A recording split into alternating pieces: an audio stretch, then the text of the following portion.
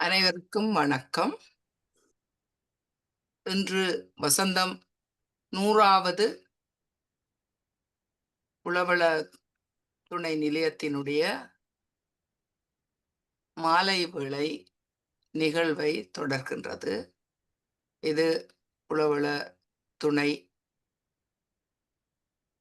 Psycho social education என்று நாங்கள் இதை சொல்லுவோம். இது நாங்கள் அ இந்த இதனை நாங்கள் ஆரம்பித்த காலத்திலே, வசந்தத்திலே அ இந்த இந்த நாட்டிலே மிகப்பெரிய பிரச்சனைகள் நடந்தது. அதாவது தமிழ் இளைஞர்கள் ஏராளமாக பாதிக்கப்பட்டிருந்தனர். கோவிட் காலத்திலே நிறைய இளைஞர்கள் போதை வஸ்துக்களுக்கு அடிமைப்பட்டு, அதனாலே தங்களுடைய உயிரை மாய்த்துக் கொள்ள வேண்டிய ஒரு சூழ்நிலை ஏற்பட்டு, ஒரு 3 மாத கால இடைவெளியிலே ஏறத்தாழ 50க்கு மேற்பட்ட இளைஞர்கள் ஆம், தற்கொலை செய்யவில்லை. இது அவர்கள் போதை வஸ்துக்கு அடிமையாகி, அந்த போதையினால் அவர்கள் போதை அவர்களுடைய உடம்பிலே ஏறி அவர்கள் உயிரை இழக்க வேண்டிய ஒரு சூழல் ஏற்பட்டது. இது 18 வயதில் இருந்து நாங்கள் அறிந்தவரை 38 வயது வரை உள்ளவர்களுக்கு இடையிலே அந்த காலத்திலே நடந்த ஒரு இழப்பாக இருந்தது. இதனை பார்த்துத்தான் நாங்கள் இந்த மக்களுக்கு நாங்கள் அறிவூட்ட வேண்டும் என்ற நோக்கத்தோடு இதனை நாங்கள் ஆரம்பித்தோம். இன்று நாங்கள் 100வது பேச்சு இந்த தொடரிலே செய்கின்றோம். இது உளவளத்தை மேம்படுத்தும் ஒரு நிகழ்வாகவே, கூடுதலான நிகழ்வுகள் உளநலம் சார்ந்த நிகழ்வுகளாகவே நாங்கள் செய்து வந்திருக்கின்றோம். குறிப்பாக சொல்லப்போனால் எல்லா நிகழ்வுகளும் ஏனென்றால் அந்த உளவளத்துக்கான தேவைகளை நிறைவேற்றும் சில கிராமிய சில பண்பாட்டு நிகழ்வுகளையும் கூட நாங்கள் செய்திருக்கின்றோம். இன்று இந்த 100வது விழாவிலே பங்கு பெற்றுவதற்கு மிக முக்கியமான ஒரு பேராசிரியர். அவர் பல்துறை விற்பனர். அவரை நாங்கள் பெற்றது எங்களுடைய ஒரு பெரும் பேறு. அவரை நாங்கள் அழைத்திருக்கின்றோம். அவர் பேராசிரியர் வெங்கட் ரமணன். வெங்கட் ரமணன் ஒரு பல்துறை அறிவியலாளரும் மற்றும் பன்முக செயற்பாட்டாளர். இவர் டொரண்டோ நகரில் ஒரு தனியார் நிறுவனத்தின் தலைமை விஞ்ஞானியாக பணியாற்றுகிறார். தற்சமயம் டொரண்டோ பல்கலைக்கழகத்தின் பொருள் அறிவியல் மற்றும் பொறியியல் துறையில் இணை பேராசிரியராகவும், ஹாமில்டன் நகரில் மெக்மாஸ்டர் பல்கலைக்கழகத்தின் உயர் மருத்துவத் துறையில் தொழில்துறை பேராசிரியராகவும் செயலாற்றுகின்றார். இதற்கு முன் டொரண்டோ பெருநகர் ராயசன், டொரண்டோ மெட்ரோபாலிட்டன் யூனிவர்சிட்டி என்று இப்பொழுது சொல்லப்படும் ராயசன் என்று முன்னர் கூறப்படும் பல்கலைக்கழகத்தின் மின்னணு மற்றும் கணனி பொறியியல் துறையில் கௌரவ இணை பேராசிரியராகவும், சீனாவில் ஜேஜியாங் பல்கலைக்கழகத்தின் வருகை தரு பேராசிரியராகவும் செயலாற்றி இருக்கின்றார். தமிழ்நாட்டில் கும்பகோணம் நகரில் வளர்ந்த பெங்களூரு இந்திய அறிவியல் கழகத்தில் லேசர் படிகங்கள் குறித்த ஆய்வுக்காக முனைவர் பட்டம் பெற்றார். பின் இந்திய அணுசக்தி துறையில் விஞ்ஞானியாக 2 வருடங்கள் பணியாற்றினார்.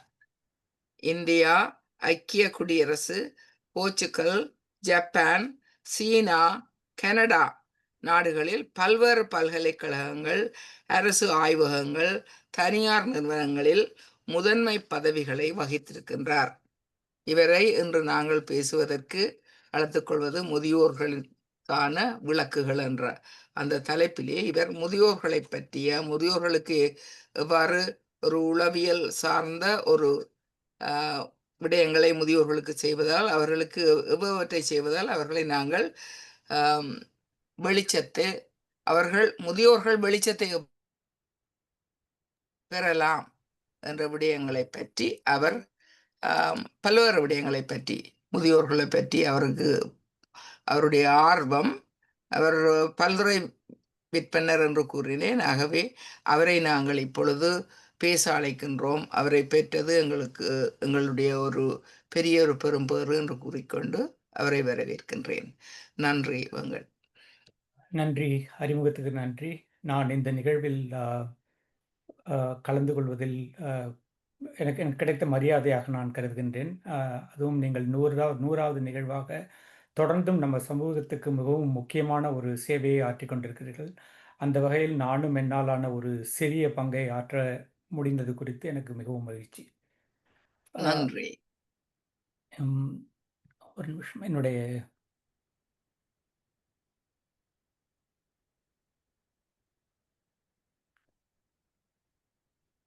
தெரியுதா ஸ்க்ரீன்?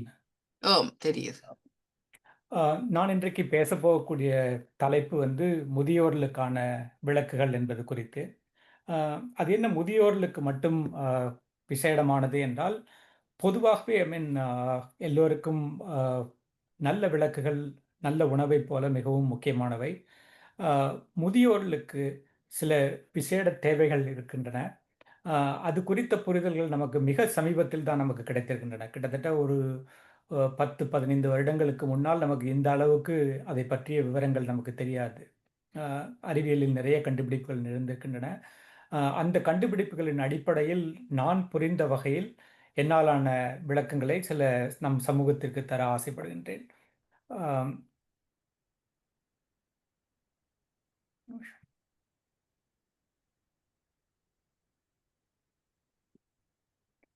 ஆம். இது உரையை தொடங்குவதற்கு முன்னால் சில முக்கியமான விஷயங்கள். அ நான் மருத்துவம் சம்பந்தப்பட்ட விஷயங்களை இந்த உரையில் பேச இருக்கிறேன். ஆனால் நான் ஒரு மருத்துவன் அல்ல. நான் ஒரு டாக்டர் கிடையாது. இந்த உரையில் நான் எந்த மருந்துகளையோ அல்லது மருத்துவ கருவிகளையோ யாரையும் வாங்கச் சொல்லி நான் பரிந்துரைக்கப் போவதில்லை. இந்த உரை நரம்பியல், நியூராலஜி, நரம்புச் சீரழிவு நோய்கள், அதாவது நியூரோ டிஜெனரேட்டிவ் டிசீசஸ் என்று சொல்லக்கூடிய அல்சைமர்ஸ், டிமென்ஷியா போன்ற நோய்கள் குறித்தவை. பார்வையியல், ஆப்தல்மாலஜி, ஒளியியல், ஆப்டிக்ஸ், கட்டட அறிவியல், பில்டிங் சயின்ஸ் போன்ற பல துறைகளில் இன்றளவான நம்முடைய புரிதல்களின் ஒட்டுமொத்த தொகுப்பாக நான் இந்த உரையை தருவதாக இருக்கின்றேன். இந்த உரையில் நான் காட்டக்கூடிய படங்கள் ஏதாவது ஒரு விற்பனை பொருள் சம்பந்தமான படங்கள் இருந்தால், அது வெறும் விளக்கங்களுக்கு மாத்திரம் தான். நான் எந்த ஒரு விற்பனை பொருட்களையும், வர்த்தக பொருள்களையும் நான் இங்கே விளம்பரிக்கவில்லை. எந்த ஒரு சாதனத்தையும் நான் யாரையும் வாங்கச் சொல்லி பரிந்துரைக்கவில்லை. இந்த உரையினுடைய அமைப்பு எப்படி இருக்கப் போகிறது என்றால், முதலில் ஒளி, பார்வை, உயிர் கடிகாரம் அதாவது பயாலாஜிக்கல் கிளாக் என்பது பற்றிய சில அடிப்படை புரிதல்களை நான் உங்களுக்கு சொல்லலாம் என்றிருக்கின்றேன்.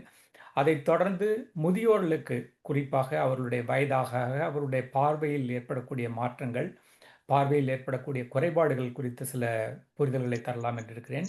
அதைத் தொடர்ந்து அவர்களுக்கு அறிதிறன் அதாவது காக்னிட்டிவ் டிக்ளைன் அப்படின்னு சொல்லுவார்கள். அறிதிறன் குறைதலை பற்றி சொல்வதாக இருக்கின்றேன். ஆ, கூடவே வயசாக ஆக ஒரு முக்கியமான ஒரு அபாயம் என்னவென்றால் அவர்கள் அடிக்கடி விழக்கூடும். விழுவதால் அவர்களுக்கு எலும்பு முறிவு ஏற்படக்கூடும், பிற காயங்களும் ஏற்படக்கூடும். அதனால் அவருடைய வாழ்த்தரம் பாதிக்கப்படும். அந்த விழுதலுக்கான அபாயங்களை பற்றி சில கருத்துக்களை சொல்லலாம் என்றிருக்கின்றேன். இது எல்லாவற்றையும் பற்றிய அடிப்படை புரிதல்களை நாம் தொகுத்து கொண்ட பிறகு, இதுக்கு எப்படி தக்க விளக்குகளை பயன்படுத்துவதன் மூலம், அதாவது ஒரு செறிவான விளக்கு அமைப்பை பல்வேறு விளக்குகள் சேர்ந்த விளக்கு அமைப்புகளை வீட்டிலோ அல்லது அமைத்து உறைவிடத்திலோ வைத்துக் கொள்வதன் மூலம் எப்படி நாம் பார்வை சார்ந்த செயல்பாடுகள், அதாவது விஷன் பேஸ்டு டாஸ்க் அதெல்லாம் எப்படி நாம் நன்றாக செய்ய முடியும், நம்முடைய உடல் நலத்தை எப்படி பேண முடியும், நம்முடைய ஆரோக்கியத்தை எப்படி பேணிக் கொள்ளலாம், மனநலம் எப்படி பேணலாம். நான் ஏற்கனவே சொன்னது போல இந்த நியூரோ டிஜெனரேட்டிவ் டிசீஸ் என்று சொல்லப்படக்கூடிய நரம்பியல் குறைபாடு வியாதிகள் வருவதை தவிர்க்க முடியாது கட்டாயமாக. அதற்கான சாத்தியங்களை குறைப்பதற்கான வாய்ப்புகள் நமக்கு இப்பொழுது இருக்கின்றன. இறுதியாக நல்ல விளக்குகளை சரியான முறையில் பயன்படுத்துவதன் மூலம் எப்படி அபாயங்களை தவிர்த்து அவர்கள் விபத்துக்களை குறைக்கலாம் என்று சொல்லலாம் என்று இருக்கின்றேன். இதை பற்றிய ஒரு விவரங்களுக்கு செல்லும் முன், கட்டாயமாக முதியோர்கள் எண்ணிக்கை வந்து கனடாவில் இந்த உரை ஐ மீன் வெவ்வேறு நாட்டிலிருந்து கேட்கக்கூடும் பின்னால். அ இது கனடாவுக்கு பொருத்தமான ஒரு ஒரு தரவு இது. ஆனால் இது எந்த ஒரு நாட்டிலும் ஐ மீன் இதுதான் வந்து ஒரு நிலை. அது தொடர்ச்சியாக முதியோர்களுடைய எண்ணிக்கை அதிகரித்து கொண்டே இருக்கிறது. இதற்கு பல காரணங்கள் இருக்கின்றன. மிக முக்கியமான காரணம் என்னவென்றால், நவீன அறிவியலும் மருத்துவமும் நம்முடைய உடல் அமைப்பையும், நோய்களையும், நோய் காரணிகளையும், அதை தடுக்கும் முறைகளையும் நன்றாக நாம் தெரிந்து கொள்ள கொள்ள நம்முடைய வாழ்தரம் உயர்ந்து கொண்டே போகின்றது. முன்னேறிய நாடுகளில் குறிப்பாக நீங்கள் கேள்விப்பட்டிருப்பீர்கள், ஜப்பான் போன்ற நாடுகளில் நிறைய பேர் 100 வயதை தாண்டி வாழ்கின்றார்கள். இதெல்லாம் மிக சமீபமாக தான் நமக்கு சாத்தியமாக இருக்கிறது. கனடாவில் இந்த வகையில் பார்த்தீர்களானால் கிட்டத்தட்ட 10 மில்லியனுக்கு மேற்பட்ட முதியோர்கள் இருக்கின்றார்கள். இவர்களில் 15% முதியோர் காப்பகங்களில் இருக்கிறார்கள். மற்றவர்கள் அவர்களுடைய இல்லங்களிலே இருக்கிறார்கள். இந்த ஒரு சிறிய தகவலுடன் கூட சில அறிவியல் அடிப்படை கருத்துக்களை நாம் கொஞ்சம் பார்க்கலாம். ஒளி என்பதை பற்றி, ஒளி, விளக்கு போன்ற விஷயங்களை பற்றி கொஞ்சம் பார்ப்போம். பிறகு பார்வை, அப்புறம் உயிரியல் செயல்பாடுகள் போன்றவற்றை பற்றி கொஞ்சம் விவரமாக பார்க்கலாம். ஆதி காலத்தில் அதாவது பல மில்லியன் ஆண்டுகளுக்கு முன்னால் மனிதர்கள், இன்றைய அறிவியல் புரிதல் படி மனிதர்கள் பரிணாம வளர்ச்சி பெற்று வெவ்வேறு கீழ்நிலை உயிர்களிலிருந்து வளர்ந்து வந்தவன் தான்.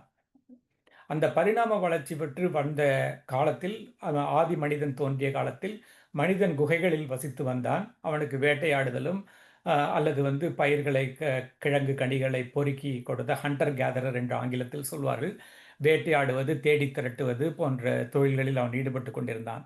அந்த மாதிரி ஈடுபட்டு கொண்டிருக்கும் பொழுது அவனுக்கு பகல் நேரத்தில் தான் வெளியே போக முடியும் பாதுகாப்பாக. பகல் நேரத்தில் தான் அவனுக்கு ஆபத்துகளை தவிர்த்து திறந்த முறையில் அவனுக்கான உணவை தேடிக்கொள்ள முடியும்.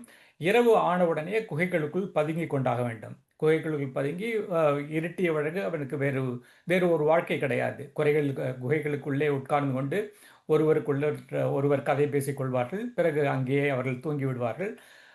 நான் என்ன சொல்ல வருகிறேன் என்றால், அவருடைய வாழ்வை இரண்டாக பிரிக்கலாம். அதாவது பகல் நேரத்தில் அவர்கள் செயல்பாடுகள் எல்லாம் இருக்கும், இரவு நேரத்தில் அவர்களுடைய ஓய்வுகள் எல்லாம் இருக்கும். அப்படித்தான் நாம் பல நூறாண்டுகளாக நாம் இருந்து கொண்டிருந்தோம்.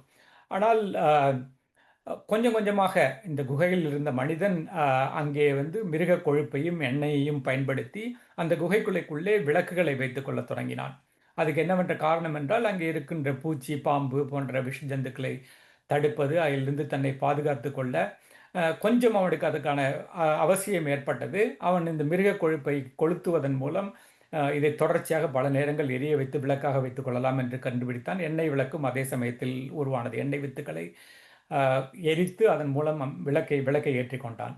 பிறகு இதை ஒரு வடிவமாக திரட்டி மெழுகுவர்த்தியாக கிறிஸ்துவுக்கு முன் 3000 ஆண்டுகளுக்கு முன்பு மெழுகுவர்த்தி உருவானது. தொடர்ந்து கிறிஸ்துவுக்கு ஒரு 1000 ஆண்டுகளுக்கு முன்னால் மண்ணெண்ணெய் விளக்குகள் பயன்படுத்தப்பட்டன. அதாவது நிலத்திலிருந்து தோண்டி எடுக்கப்படக்கூடிய பெட்ரோலியத்தின் அடிப்படையான மண்ணெண்ணெய் விளக்குகள் பயன்படுத்தப்பட்டன. ஆனால் 1801ஆம் ஆண்டு, கிட்டத்தட்ட 200 வருடங்களுக்கு, 225 வருடங்களுக்கு முன்னால் ஒளிர் மின் விளக்குகள் என்று சொல்லப்படக்கூடிய இன்காண்டசன்ட் பல்ப், நிறைய பேருக்கு தெரியும், பல்பை கண்டுபிடித்தவர் தாமஸ் ஆல்வா எடிசன் என்று சொல்வார்கள். ஆனால் அது உண்மை கிடையாது. நிறைய பேர் வெவ்வேறு சமயங்களில் இதை கண்டுபிடித்திருக்கிறார்கள். அதில் ஒரு கனடியரும் அடக்கம். அந்த விஷயங்களுக்குள் நாம் செல்ல வேண்டாம். இந்த இன்காண்டசன்ட் பல்ப் என்று சொல்லப்படக்கூடிய ஒளிர் மின் விளக்குகள், அதாவது அங்கே மின்சாரத்தை பாய்ச்சும் பொழுது அங்கே இருக்கிற கம்பி சுருள் சூடேறி அந்த சூடேற்றத்தினால் அது ஒளிரத் தொடங்கும். அப்படியான ஒளிர் மின் விளக்குகள் 1801ஆம் ஆண்டு கண்டுபிடிக்கப்பட்டன. பிறகு ஃப்ளூரசன்ட் பல்ப் என்று சொல்லப்படக்கூடிய நின்றொளிரும் விளக்குகள் 1926ஆம் ஆண்டு, கிட்டத்தட்ட ஒரு 100 ஆண்டு ஆகப் போகின்றது, அப்பொழுது கண்டுபிடிக்கப்பட்டன. இப்பொழுது நீங்கள் சராசரியாக நிறைய அலுவலகங்களிலும் கட்டடங்களிலும் பகல் நேரங்களில் பார்த்தால் இந்த விளக்குகளை நிறைய பயன்படுத்துவதை பார்த்திருக்கலாம். மிக சமீபமாக ஒரு 25 ஆண்டுகளுக்கு முன்னால் தான் எல்இடி என்று சொல்லப்படக்கூடிய புது வகையான விளக்குகள் நமக்கு கிடைக்க ஆரம்பித்தன. இப்படி தொடர்ச்சியாக நாம் விளக்குகளை கண்டுபிடித்ததிலிருந்து ஒரு முக்கியமான காரியம் நடந்து கொண்டிருந்தது. நான் முதலில் என்ன சொன்னேன் என்றால், பகல் நேரத்தில் அவனுடைய நடவடிக்கைகள் எல்லாம் இருக்கின்றன. அது இரை தேடுவது, அலைவது, திரிவது, இது போன்ற நடவடிக்கைகள் எல்லாம், பின்னால் விவசாயம் செய்வது, எல்லா நடவடிக்கையிலும் இருந்தன. இரவில் பெரும்பாலும் அவர்கள் ஓய்வெடுத்துக் கொண்டார்கள். அவர்கள் வீடுகளிற்குள்ளோ, முதலில் குகைகளுக்குள்ளோ, பின்னால் வீடுகளுக்குள்ளோ இருக்க தொடங்கினார்கள். 200 வருடங்களுக்கு முன்னால் இந்த மின் விளக்குகள் கண்டுபிடிக்கப்பட்ட ஆரம்ப காலத்திலிருந்தே கொஞ்சம் கொஞ்சமாக அவனுடைய வாழ்வில் மாலை நேரங்களில் வெளிச்சம் பரவத் தொடங்கியது. கொஞ்சம் கொஞ்சமாக மாலை 6 மணி, 7 மணி, 8 மணி என்று விளக்குகள் எரியத் தொடங்கின. நீண்ட நேரம் விளக்குகள் எரியத் தொடங்கின. இப்பொழுது பார்த்தீர்களானால் மிக சமீபத்தில் எடுத்த தரவுகளின்படி கிட்டத்தட்ட இரவு 2 மணி, அதாவது நிறைய நகரங்களுக்கு தூங்கா நகரங்கள் என்றெல்லாம் பேர் இருக்கின்றன. எந்த நகரங்கள் பெருநகரங்கள் வந்து எப்பொழுதுமே பரபரப்புடன் இயங்கிக் கொண்டிருக்கின்றன. அதற்கு முக்கிய காரணம் நமக்கு கிடைத்த இந்த விளக்கு.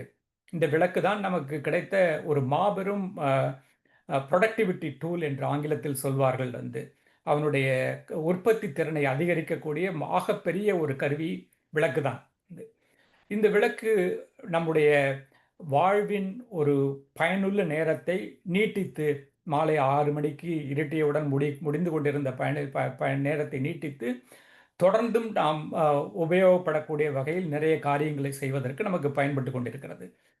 ஆனால் இது கூடவே ஒரு தேவையற்ற ஒரு விஷயமும் பரவி இருக்கிறது. அது என்னவென்றால், பகல் நேரத்தில் பார்த்தீர்களானால் வெளியில் போய் சூரிய ஒளியில் நின்று அங்கே சூரிய ஒளியை வாங்கிக் கொண்டு அதனால் கிடைக்கக்கூடிய ஆதாயங்களை பெறுவதை கொஞ்சம் கொஞ்சமாக குறைத்துக் கொண்டு கட்டடங்களுக்குள்ளேயே, இல்லங்களுக்குள்ளோ அல்லது அலுவலகங்களுக்குள்ளோ அங்கேயே நாம் நிறைய நேரங்களை செலவிட்டுக் கொண்டிருக்கின்றோம். அதே போல இரவில் நமக்கு தேவையில்லாத அளவுக்கு நிறைய ஒளி பெருகி இருக்கின்றது. இப்படி பெருகி இதுதான் இன்றைய நிலையின் அமைப்பு. இதை வைத்துக்கொண்டு நாம் என்ன மாதிரி விளக்குகள் இருக்கின்றன, என்ன மாதிரி நமக்கு அது ஒளி தரக்கூடிய பொருள்கள் இருக்கின்றன, அதனுடைய பண்புகள் என்ன என்பவற்றைப் பற்றி கொஞ்சம் பார்க்கலாம். இப்பொழுது இது சூரியனுடைய வெளி. சூரியனுடைய வெளி நிறைய பேருக்கு சொல்வார்கள், சூரிய ஒளி என்னவென்றால் அது வெள்ளை என்று சொல்வார்கள், வெள்ளை நிறமானது என்று சொல்வார்கள். உண்மையில் நீங்கள் பார்த்தீர்களானால் காலை நேரத்தில் சூரிய உதயத்தில் அதனுடைய நிறம் வந்து நீலம் கலந்த ஒளி வெள்ளையாக இருக்கும். கொஞ்சம் கொஞ்சமாக அது முழு வெள்ளையாக மாறத் தொடங்கி மதிய நேரத்தில் முழு வெள்ளையாக மாறத் தொடங்கும். பிறகு மாலை 3:30 மணி 4 மணியிலிருந்து தொடங்கி கொஞ்சம் கொஞ்சமாக மஞ்சள் நிறம் பெற்று, பிறகு ஆரஞ்சு நிறம் பெற்று, அது அப்படியே அஸ்தமனத்தில் மறையும்.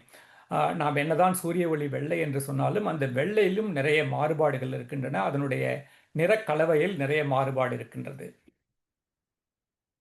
இது இந்த முதலாக காட்டப்பட்டிருக்கக்கூடிய சன்லைட் என்று சொல்லப்படக்கூடியது. இதில் வந்து ஊதாவிலிருந்து தொடங்கி சிவப்பு வரை எல்லா விதமான கதிர்களும் இதில் அடக்கம். பல வண்ண கலவைகளும் கொண்ட ஒரு செறிவான ஒரு வெளிச்சம், சூரியனுடைய வெளிச்சம். அதில் தான் நாம் முழுக்க முழுக்க வளர்ந்திருக்கின்றோம். ஆனால் நீங்கள் பார்த்தீர்களானால் பிற சாதனங்கள், அதாவது இந்த இன்காண்டசன்ட் பல்ப் என்று நான் சொல்லக்கூடிய ஒளிர் விளக்குகள் அல்லது ஃப்ளோரசன்ட் பல்ப் என்று சொல்லப்படக்கூடியவர்கள், இதெல்லாம் நாம் விவரமாக பார்க்க வேண்டிய அவசியம் இல்லை. உங்களுக்கு இதில் இருக்கக்கூடிய கிராஃபை பார்த்தாலே, வரைபடத்தை பார்த்தாலே தெரியும் உங்களுக்கு. இதனுடைய கலவைகள், நிறக்கலவைகள் மாறுபடுகின்றன. சில விஷயங்களில் உதாரணமாக நீங்கள் இந்த ஹை ப்ரெஷர் சோடியம் என்று சொல்லப்படக்கூடிய கீழே இருக்கக்கூடிய இடது பக்கத்தில் இருக்கக்கூடிய தெருவிளக்கை பார்த்தீர்களானால் அதில் பச்சை நிறமோ ஊதா நிறமோ எதுவுமே கிடையாது. அது பெரும்பாலும் ஆரஞ்சு நிறமானது தான். இப்படி செயற்கை முறையில் நாம் உற்பத்தி செய்த விளக்குகளுக்கு முழு நிறக்கலவை சாத்தியமில்லாமல் போய்விட்டது. நாம் தொடர்ந்து இந்த விளக்குகளை மேம்படுத்தி கொண்டே இருக்கின்றோம். தொடர்ச்சியான ஆராய்ச்சியின் மூலமாகவும் உற்பத்தி திறனை அதிகரிப்பதன் மூலமாகவும் இவற்றுடைய பிரகாசத்தை நாம் அதிகரித்து விட்டோம். இவை நமக்கு இப்பொழுது விலை மலிவாக கிடைக்கின்றன. இவை நீடித்த ஆயுளை கொண்டவையாக இருக்கின்றன. ஒரு விளக்கை வாங்கி போட்டால் கிட்டத்தட்ட ஒரு 5-6 வருடம் எல்இடி பல்புகள் உத்தரவாதமாக இருந்து கொண்டிருக்கின்றன. இது தொடர்ச்சியான அறிவியல் ஆய்வுகள் மூலமாக சாத்தியமாகி இருக்கின்றது. இது எப்படி என்றால் கிட்டத்தட்ட இது நீங்கள் வந்து ஒரு துரித உணவு என்று சொல்லப்படக்கூடிய ஃபாஸ்ட் ஃபுட்டுடன் ஒப்பிட்டு பார்க்கலாம். அவர்களும் என்ன செய்கிறார்கள் என்றால் உங்களுக்கு அதிக உணவை கொடுக்கிறார்கள், அதை மிகவும் மலிவாக கொடுக்கிறார்கள், அதை வந்து மிகவும் துரிதமாக உங்களுக்கு தயாரித்து கொடுக்கிறார்கள். இப்படித்தான் நம்ம உணவுத்துறையிலும் இந்த முன்னேற்றங்கள் ஏற்பட்டிருக்கின்றன. ஆனால் உங்களுக்கு கட்டாயமாக தெரியும், அந்த துரித உணவு என்பது நம்முடைய தாயின் சமையலுக்கு கட்டாயமாக ஒப்பானதாக இருக்காது. ஏனென்றால் அதில் பல்சுவையும் சாத்தியம் கிடையாது. நம் அன்னையின் கையால் சமைத்து போடுவதைப் போல பல்சுவை சரியாக பொருந்திய சுவையாக அதில் இருக்காது. அதனால் நம்முடைய ஆரோக்கியத்துக்கு நிறைய ஊறு ஏற்படும் கட்டாயமாக. அதில் நிறைய பயனற்ற விஷயங்கள் இருக்கின்றன. வெறும் கலோரிகள் தான் அதில் அதிகம் இருக்கிறது. அதில் தேவையான வைட்டமின்களோ புரதங்களோ சரியாக இருப்பதில்லை, சரியான விகிதத்தில் இருப்பதில்லை. ஆனால் நம்முடைய தாய் கொடுக்கக்கூடிய உணவை பார்த்தீர்களானால் அது பல்விதமான கலவைகளை கொண்டு சரிவிகிதத்தில் அமைக்கப்பட்டு அது நம்முடைய ஆரோக்கியத்திற்கு மிகவும் நெருக்கமாக, அதாவது முக்கியமானதாக இருக்கும். இப்படி ஏன் ஒளியையும் மாற்றிக்கொள்ளக்கூடாது? ஏன் ஒற்றை விளக்குகளை வைத்துக்கொண்டு ஒரே ஒரு விதமான அதாவது நீங்கள் பார்த்தீர்களானால் இந்த எல்இடி பல்ப் என்று சொல்லப்படக்கூடியவை மலிவான விலையில் கிடைக்கக்கூடிய எல்இடி பல்ப் என்பவை பார்த்தீர்களானால் நீல நிறமாக இருக்கும். நான் ஏற்கனவே சொன்னது போல தெருவிளக்குகளான சோடியம் வேப்பர் லேம்ப் என்பது ஆரஞ்சு நிறமாக இருக்கும். இது கட்டாயமாக சூரிய ஒளியைப் போல ஒரு செறிவான ஒளியாக இருக்காது. ஆனால் நாம் என்னவோ நம்முடைய பரிணாம வளர்ச்சி பல மில்லியன் ஆண்டுகளாக சூரிய ஒளியில் தான் நிகழ்ந்திருக்கிறது. இந்த சரிவிகித நிறக்கலவை நம்முடைய ஆரோக்கியத்திற்கு மிகவும் முக்கியமானது. ஆனால் இப்பொழுது மிக சமீபத்தில் கடந்த ஒரு 10 வருடங்களுக்குள்ளாக எல்இடி தொழில்நுட்பத்தில் ஏற்பட்டிருக்கக்கூடிய முன்னேற்றங்களை வைத்து பார்த்தீர்களானால் பல வண்ண கலவைகளை கொண்ட பலவிதமான வெள்ளை நிறங்களை கொண்ட எல்இடி பல்புகள் நமக்கு இப்பொழுது சாத்தியமாயிருக்கின்றன. இவற்றை ஒன்றாக இணைத்து கலவையாக உருவாக்கி நீங்கள் எந்த விதமான நிறக்கலவையிலும் உங்களுக்கு வேண்டியபடி உருவாக்கி கொள்ளலாம். எனவே எப்பொழுதும் இல்லாததை விட மிகவும் திறமையான கிட்டத்தட்ட ஒரு அன்னையின் சமையலில் எப்படி இருக்குமோ அதே போல உங்களுக்கு வேண்டிய அளவு சரியான விகிதத்தில் எல்லாவற்றையும் கலந்து உங்களுக்கு தேவையான ஒளியை உருவாக்கி கொள்வது இப்பொழுது முற்றிலும் சாத்தியமாக இருக்கிறது. இதற்கு இந்த ஒளியினுடைய பின்புலங்களை சற்று பார்த்த பிறகு இந்த ஒளி நம்முடைய விழியில் படும் பொழுது என்ன நடக்கிறது என்று கொஞ்சம் பார்க்கலாம். நான் மிகவும் ஆழமாக இதில் செல்ல விரும்பவில்லை. ஒளி நம்முடைய விழியில் படும் பொழுது கருவிழி படலம் இருக்கிறது. நமக்கு கார்னியா என்று சொல்லப்படக்கூடிய கருவிழி படலம் இருக்கிறது. அதைத் தொடர்ந்து ஐரிஸ் என்று சொல்லப்படக்கூடிய ஒரு சிறிய துளை இருக்கிறது. கண்மணி என்று தமிழில் சொல்வார்கள். அதற்கு அடுத்தாற்போல் வில்லை என்று சொல்லப்படக்கூடிய ஐ லென்ஸ் இருக்கிறது. இவை இந்த ஒளியை விழியின் பின்புறத்தில் இருக்கக்கூடிய திரையில் கிட்டத்தட்ட ஒரு சினிமா திரையில் எப்படி படமாக விழுமோ அதே போல் அந்த படமாக அதில் விழுகிறது. அங்கே 2 வகையான செல்கள் இருக்கின்றன. Rod cells and cone cells என்று சொல்வார்கள் ஆங்கிலத்தில். தமிழில் குச்சி செல்கள் அல்லது கூம்பு செல்கள் என்று சொல்லலாம். இந்த குச்சி செல்கள் நமக்கு எவ்வளவு பிரகாசமாக ஒளி இருக்கிறது என்று நமக்கு காட்ட உதவுகின்றன. கூம்பு செல்கள் அதில் எந்த விதமான நிறங்கள் இருக்கின்றன, நிறக்கலவை என்ன என்று அறிந்து கொள்ள உதவுகின்றன. இதுதான் நமக்கு பல 100 வருடங்களாக நமக்கு தெரிந்திருந்த இப்படித்தான் நாம் கண் செயல்பட்டு கொண்டிருக்கிறது என்று நாம் அறிந்து கொண்டிருந்தோம். ஆனால் மிக சமீபத்தில் கடந்த ஒரு 20 வருடங்களுக்குள்ளாக ஏற்பட்ட ஆராய்ச்சி முடிவுகளின்படி பார்த்தீர்களானால் உங்களுடைய கண்ணில் 2 விதமான செயல்பாடுகள் நடந்து கொண்டிருக்கின்றன. ஒன்று பார்வை சார்ந்த, அதாவது காட்சி சார்ந்த வழியோடை என்று சொல்லப்படக்கூடிய பாத்வே, விஷுவல் பாத்வே என்று சொல்லக்கூடியது. இது நான் விஷுவல் பாத்வே அல்லது காட்சியற்ற வழியோடை என்று.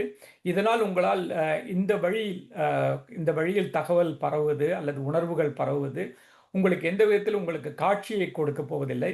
ஆனால் மாறாக இது மூளையிலும் தண்டுவடத்திலும் சில மாறுதல்களை உருவாக்குகின்றன. உங்கள் கண்ணில் விழக்கூடிய ஒளி கண்ணில் அங்கிருக்கிற நரம்புகள் தொகுதிகளின் வழியாக உங்களுடைய முதுகுத்தண்டின் மேல் பகுதியில் மேல் மட்டத்தில் இருக்கக்கூடிய பகுதிக்கு சென்று அந்த இடத்தில் ஒரு குறிப்பிட்ட வகையான ஃபோட்டோ சென்சிட்டிவ் செல்கள் இருக்கின்றன. அந்த செல்களில் அவை படும் பொழுது அவை நம்முடைய மூளையின் பின்பக்கத்தில் இருக்கக்கூடிய பைனியல் கிளாண்ட் என்று சொல்லப்படக்கூடிய ஒரு சுரப்பியை பலவிதமான சுரப்புகளை உருவாக்க பயன்படுகின்றது. குறிப்பாக மாலை நேரங்களில் இந்த ஒளி, அதாவது மங்கலான ஆரஞ்சு கலர் ஒளி நம்முடைய கண்ணில் விழும் பொழுது அந்த பைனியல் கிளாண்ட் என்பது மெலட்டோனின் என்ற ஒரு சுரப்பியை சுரக்கின்றது. இந்த மெலட்டோனின் சுரப்பி தான் நீங்கள் தூங்குவதற்கு, உங்களுக்கு தூக்கம் வருவதற்கு மிகவும் முக்கியமான காரணம். ஆகவே கடந்த பல கிட்டத்தட்ட ஒரு 200 300 வருடங்களாக நாம் நன்றாக தெரிந்து கொண்டிருந்த கண்ணில் எப்படி நம்மால் வண்ணங்களை எப்படி பார்த்தறிய முடிகிறது, பிரகாசத்தையும் இருட்டையும் எப்படி கண்டறிய முடிகின்றது, ராட் செல், கோன் செல் என்பவெல்லாம் எப்படி வேலை செய்கின்றன என்றெல்லாம் பார்த்து கொண்டிருந்தது போக இப்பொழுது நாம் கூடுதலாக சில விஷயங்களும் கண்ணில் நடக்கின்றன, கண்ணின் வழியாக மூளையிலும் நடக்கின்றது என்று நாம் அறிந்து கொண்டிருக்கின்றோம். இது என்ன செய்கின்றது என்றால் நம்முடைய அன்றாட சீர்கதி, அதாவது சிர்கேடியன் ரிதம் என்று ஆங்கிலத்தில் சொல்வார்கள், அல்லது பரவலாக பயாலாஜிக்கல் கிளாக் என்று சொல்வார்கள், உயிர் கடிகாரம் என்று சொல்வார்கள்.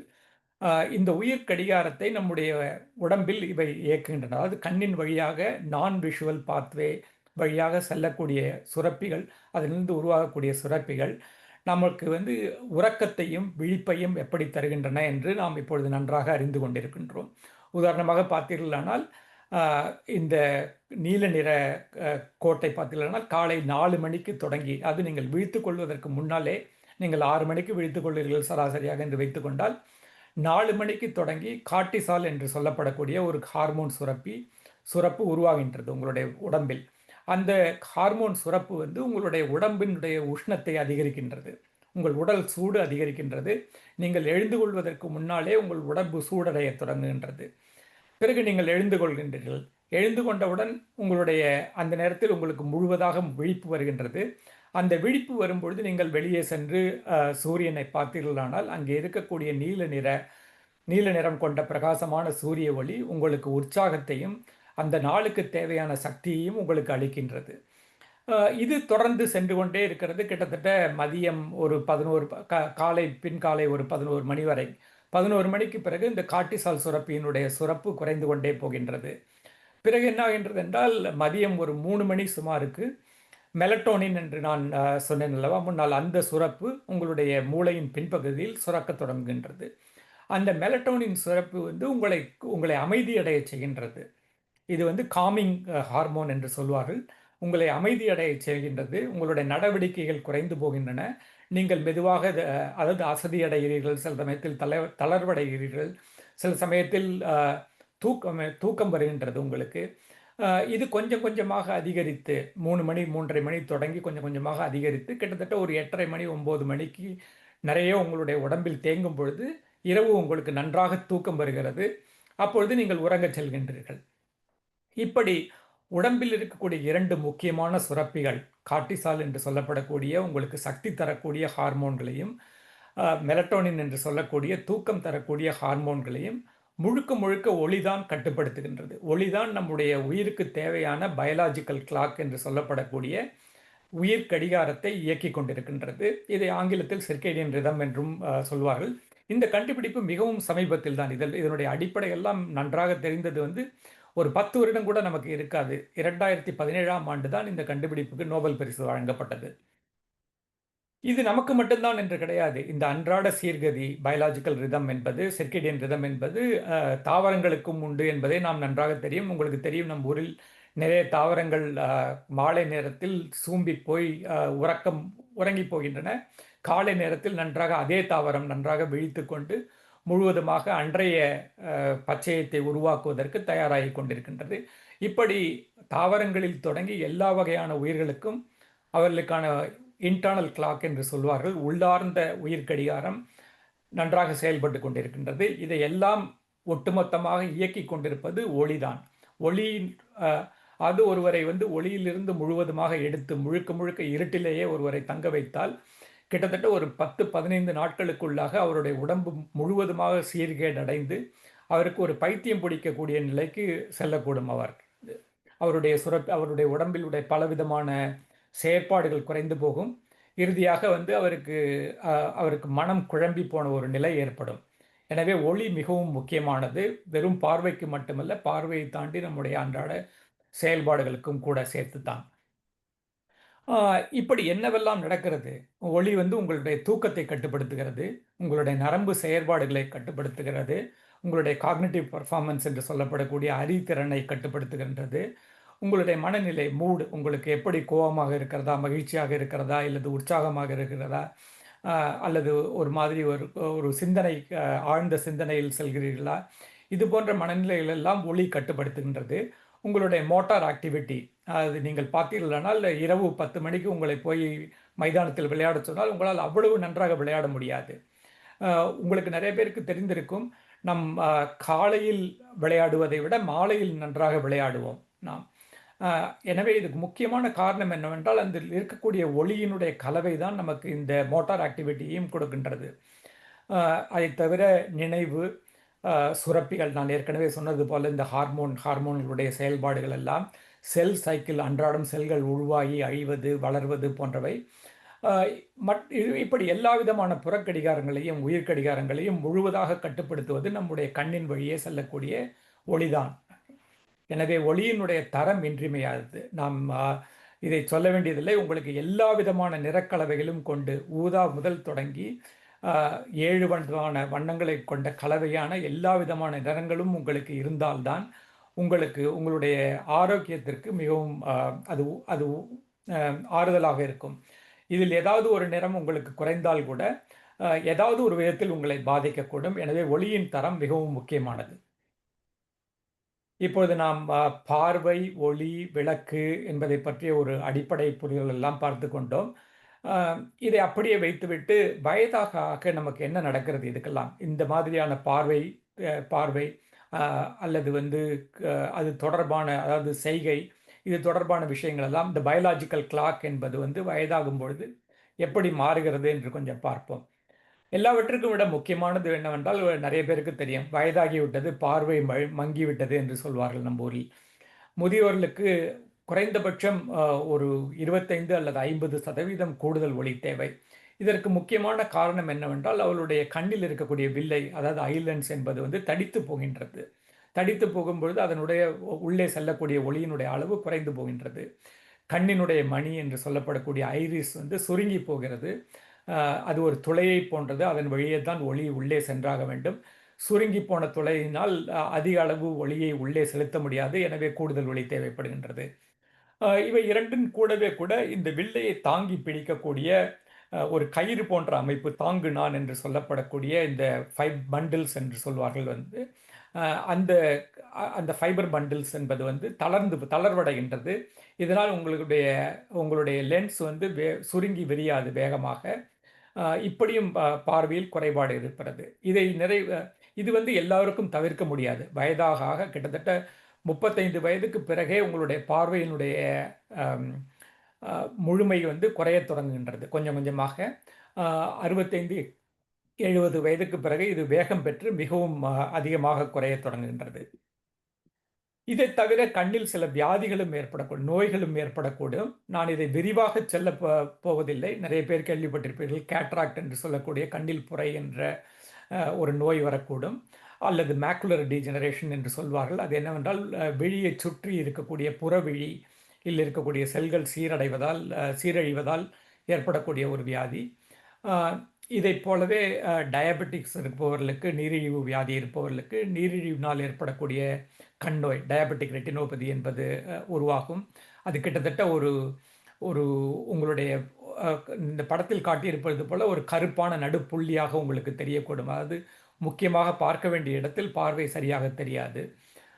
குளோக்கோமா என்று சொல்லப்படக்கூடிய பார்வை நரம்பு கோளாறு இன்னொரு விதமான ஒரு வியாதி. இப்படி பொதுவாக ஒளியினுடைய அளவு குறைவதன் கூடவே பார்வையில் பல்வேறு குறைபாடுகளும் வயதாக ஆக ஏற்படத் தொடங்குகின்றன. இவற்றுக்கெல்லாம் பலவிதமான கியூர் என்று சொல்லப்படக்கூடிய மருத்துவங்கள் இருக்கின்றன. அதை பற்றிய விவரங்கள் எல்லாம் நாம் இங்கே பார்க்க போவதில்லை. இன்னொரு முக்கியமான விஷயம், இது வந்து விஷுவலாக என்ன நடக்கிறது, பார்வை சம்பந்தமாக என்ன நடக்கிறது என்று பார்த்தோம்.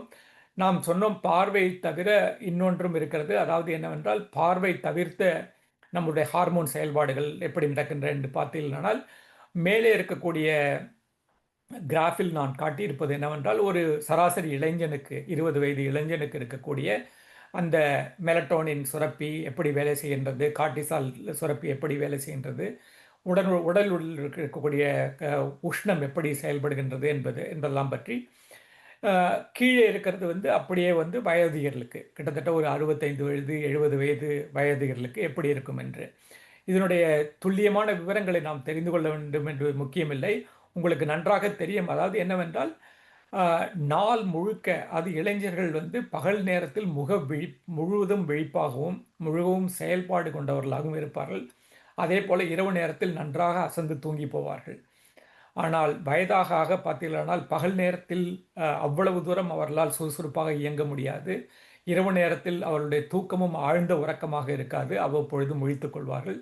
இது வந்து மூப்படைவதனால் அன்றாட சீர்கதி எப்படி பாதிப்படைகின்றது என்பதற்கான ஒரு விளக்கம். இதை தவிர இன்னொரு விஷயமும் இருக்கின்றது. இந்த அன்றாட சீர்கதி என்பது வந்து மனிதனுடைய வாழ்நாளில் எப்பொழுதுமே ஒரே மாதிரி இருப்பதில்லை. உங்களுக்கு தெரியும், பிறந்த குழந்தை பார்த்தீர்களானால் அதற்கு 3 காரியங்கள் தான் தெரியும். ஒன்று, அது வந்து அன்னையிடம் பால் அருந்தும். அதற்கு பிறகு அது உறங்கி போகும். அப்புறம் மலம் கழிக்கும். இப்படி திரும்ப திரும்ப இந்த 3 காரியங்களை மாற்றி மாற்றி செய்து கொண்டிருக்கும்.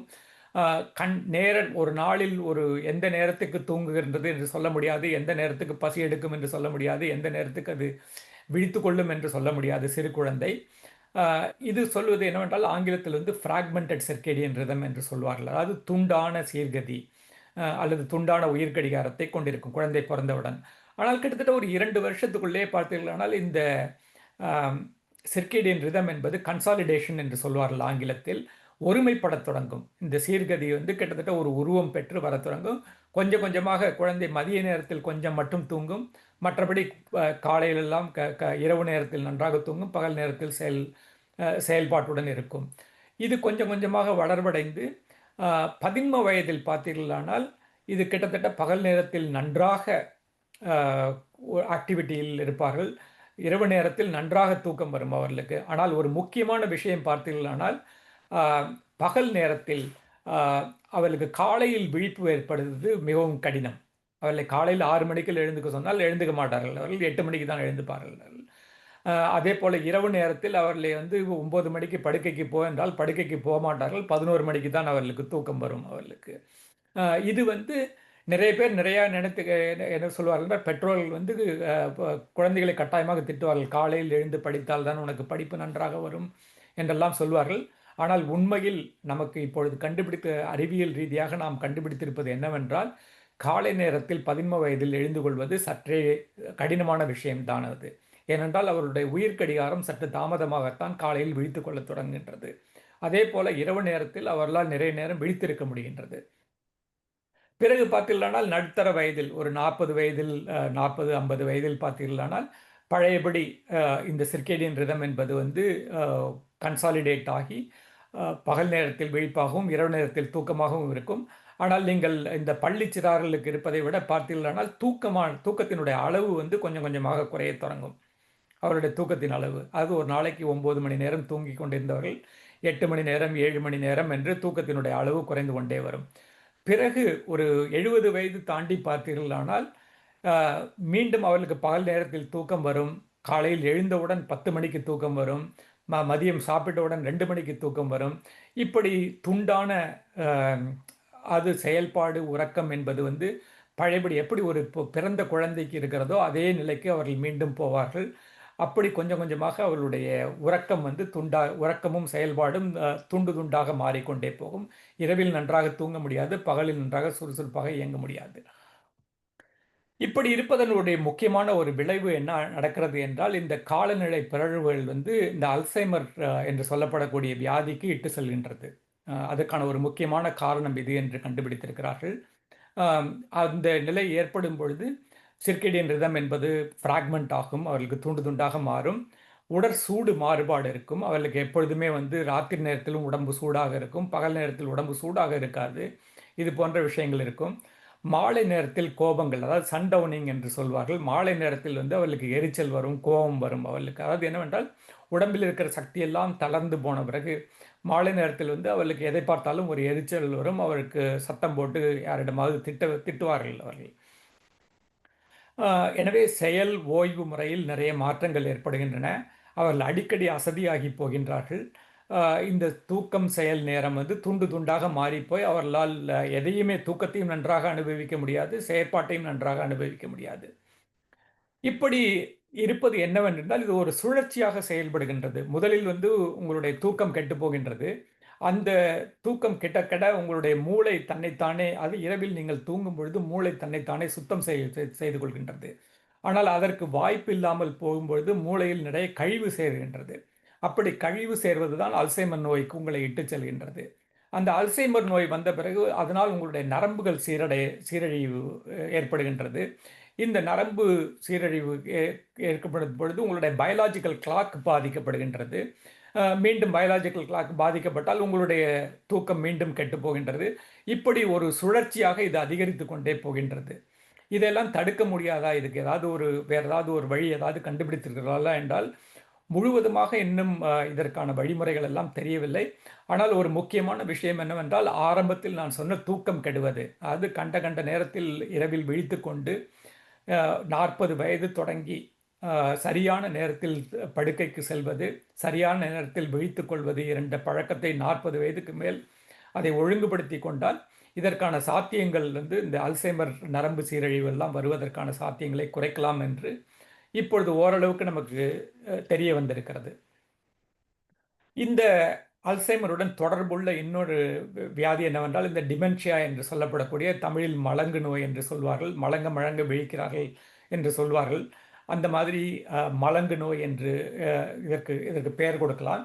இது வந்து அன்றாட சீர்கதி சிதைவினால் உருவாகின்றது. இது நடந்தால் இந்த டிமென்ஷியா வரும்பொழுது இதில் பலவிதமான டிமென்ஷியாக்கள் இருக்கின்றன. இது அல்சைமர் ஒரு வகையான டிமென்ஷியா. இதை தவிர பார்க்கின்சன் என்பது இன்னொரு வகையான டிமென்ஷியா, அப்புறம் வாஸ்குலர் டிமென்ஷியா என்று ஒரு வகையான டிமென்ஷியா இருக்கிறது. பொதுவாக இந்த தாக்கம் ஏற்படுபவர்களுக்கு என்ன நடக்கிறது என்றால் எப்பொழுது பார்த்தாலும் வந்து ஒரு கிளர் நடத்தை இருக்கிறது. அவர்களுக்கு அஜிடேட்டட் பிஹேவியர் இருக்கிறது. டக்கு டக்குன்று கோபம் வரும் அவர்களுக்கு. ஆனால் இன்னொரு விதத்தில் பார்த்தீர்களானால் அவர்கள் டிப்ரெஷன், அப்படியே மனம் ஒடுங்கி போய் அப்படியே ஒரு மூலையில் போய் உட்கார்ந்து கொள்வார்கள். யாரிடமும் அதிகம் பேச மாட்டார்கள். சில நேரங்களில் பல நேரங்களில் அவர்கள் பதட்டப்படுவார்கள். ஆங்ஸைட்டி அதிகமாக இருக்கும். பல நேரங்களில் குழப்பம் ஏற்படும். நாம் சாப்பிட்டோமா, சாப்பிடவில்லையா, மருந்து எடுத்துக்கொண்டோமா, எடுத்துக்கொள்ளவில்லையா என்பது பற்றிய குழப்பங்கள் இருக்கும். டிஸ்ஓரியன்டேஷன், இது ஒரு முக்கியமான விஷயம். உட்கார்ந்து கொண்டு இருப்பவர்கள் எழுந்திருக்கும் பொழுதோ அல்லது படுத்து கொண்டு இருப்பவர்கள் எழுந்து உட்காரும் பொழுதோ அவர்களுக்கு வந்து உடம்பு கொஞ்சம் அப்படியே சாயத் தொடங்கும். அவருடைய ஓரியன்டேஷன் குறைந்து போகும். பாஸ்டரல் கண்ட்ரோல் என்று ஆங்கிலத்தில் சொல்வார்கள்.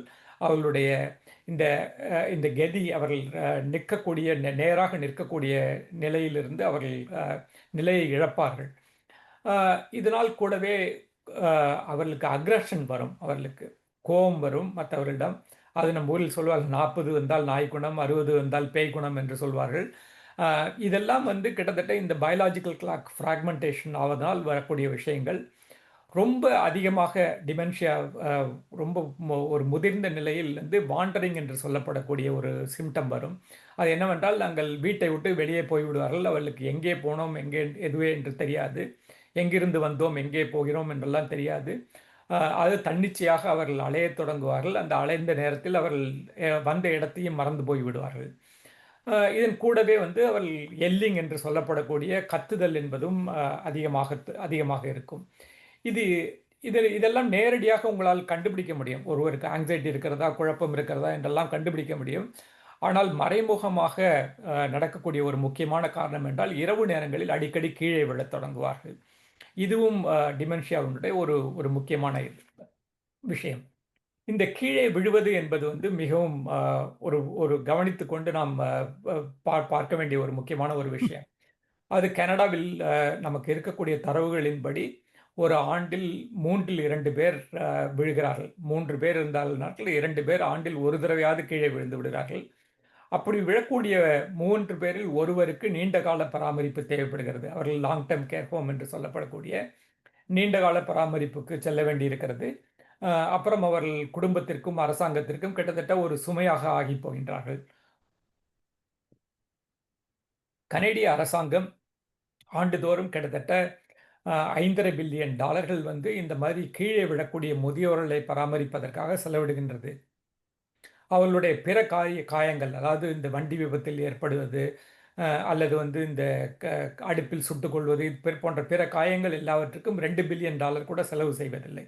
எனவே கீழே விழுவது என்பது வந்து மிகவும் ஒரு முக்கியமான விஷயம். என்னவென்றால், வயதாக நீங்கள் கீழே விழுந்தீர்களானால் உங்களுடைய எலும்பு வந்து அது எளிதில் உடையக்கூடியதாக மாறிவிடும் உங்களுக்கு.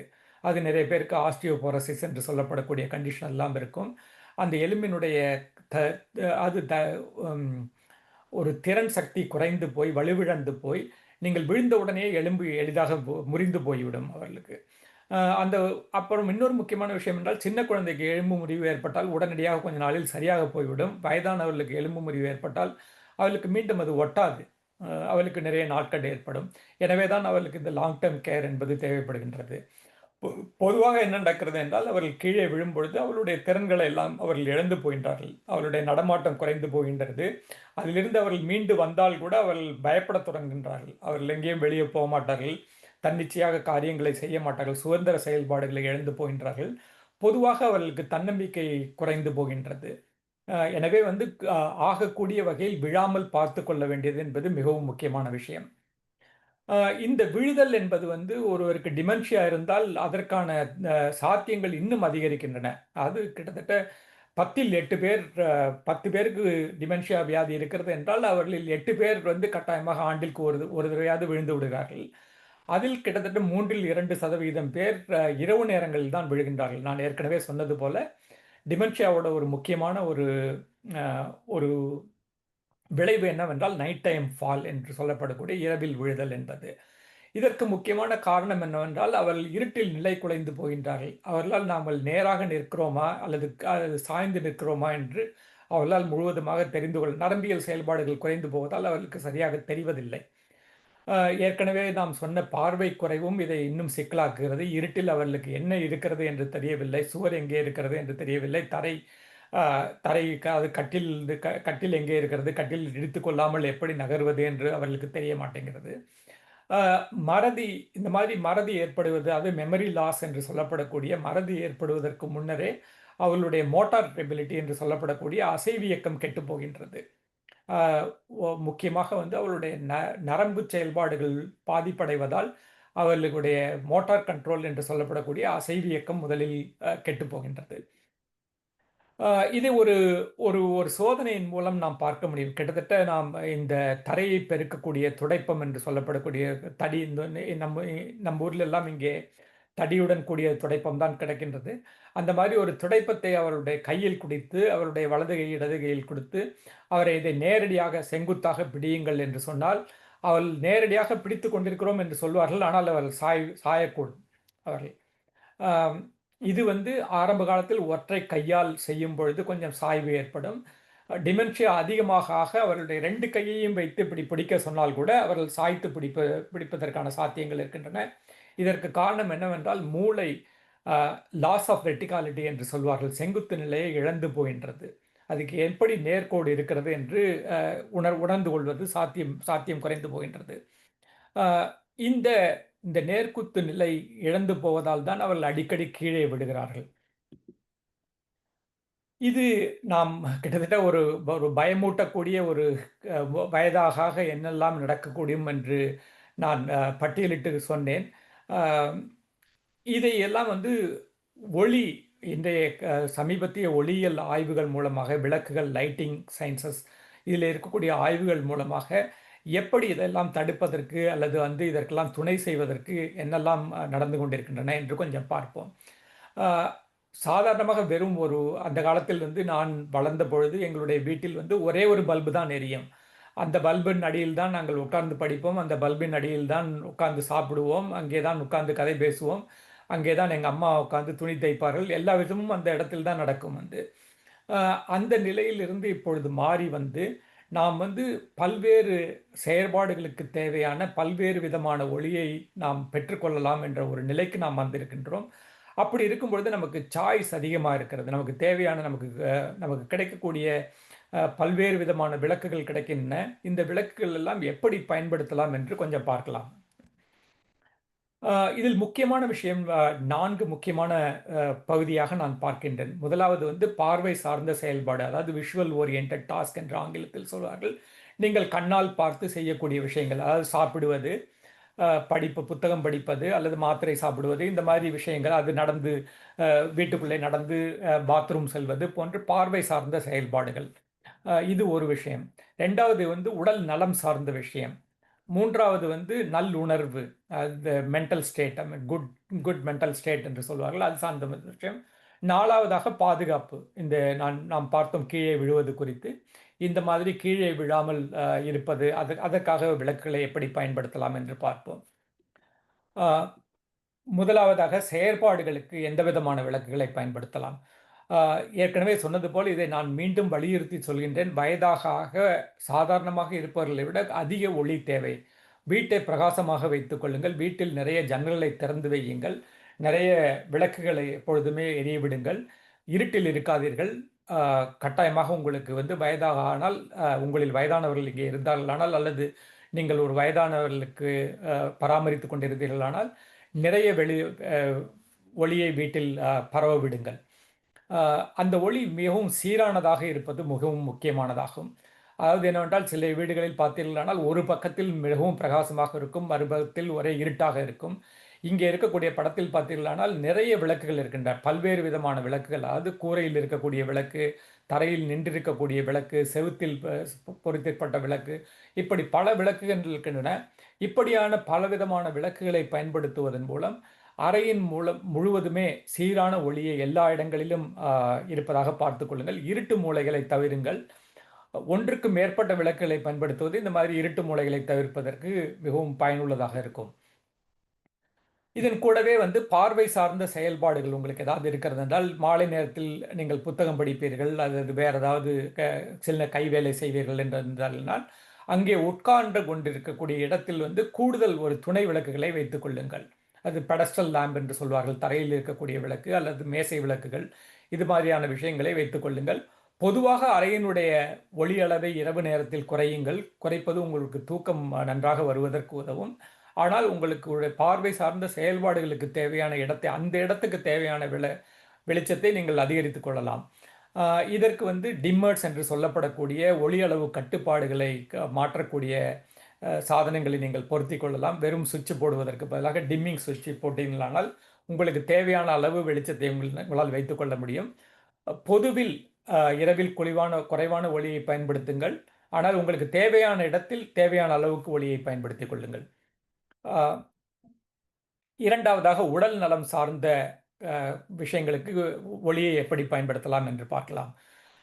நான் ஏற்கனவே சொன்னது போல அன்றாடம் இருக்கக்கூடிய சூரிய வெளிச்சம், நாம் எல்லோருமே சூரிய வெளிச்சம் வெள்ளையாக இருக்கிறது என்று சொன்னாலும் கூட அது வந்து பல நேரங்களில் பலவிதமாக இருக்கிறது. காலை நேரத்தில் பார்த்தீர்களானால் கிட்டத்தட்ட ஒரு சூரியன் வந்து சிவப்பு நிறத்தில் தான் சூரியோதயம் ஏற்படும்.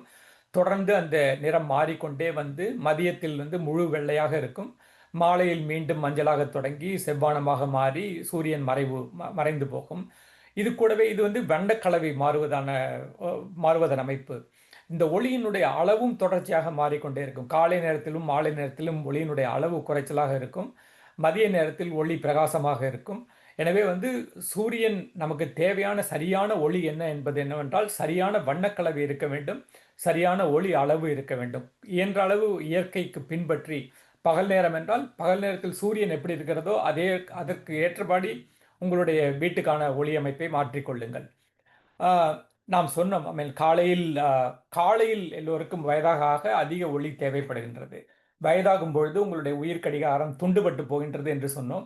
மிகவும் முக்கியமான ஒரு கண்டுபிடிப்பு என்னவென்றால், காலை நீங்கள் விழித்ததிலிருந்து 2 மணி நேரத்துக்கு நல்ல பிரகாசமான ஒளியில் நீங்கள் இருந்தீர்களானால் அது வந்து ஆங்கிலத்தில் வந்து kick starting your bio clock என்று சொல்வார்கள். வந்து அது உங்களுடைய உயிர் கடிகாரத்தை காலையில் முடுக்கி விடுகின்றது. அது முடுக்கிவிட்டு அந்த உங்களுடைய கடிகாரத்துக்கு சாவி கொடுப்பது போன்றது விஷயம். அது அதில் பேட்டரி மாற்றுவது போன்ற விஷயம்.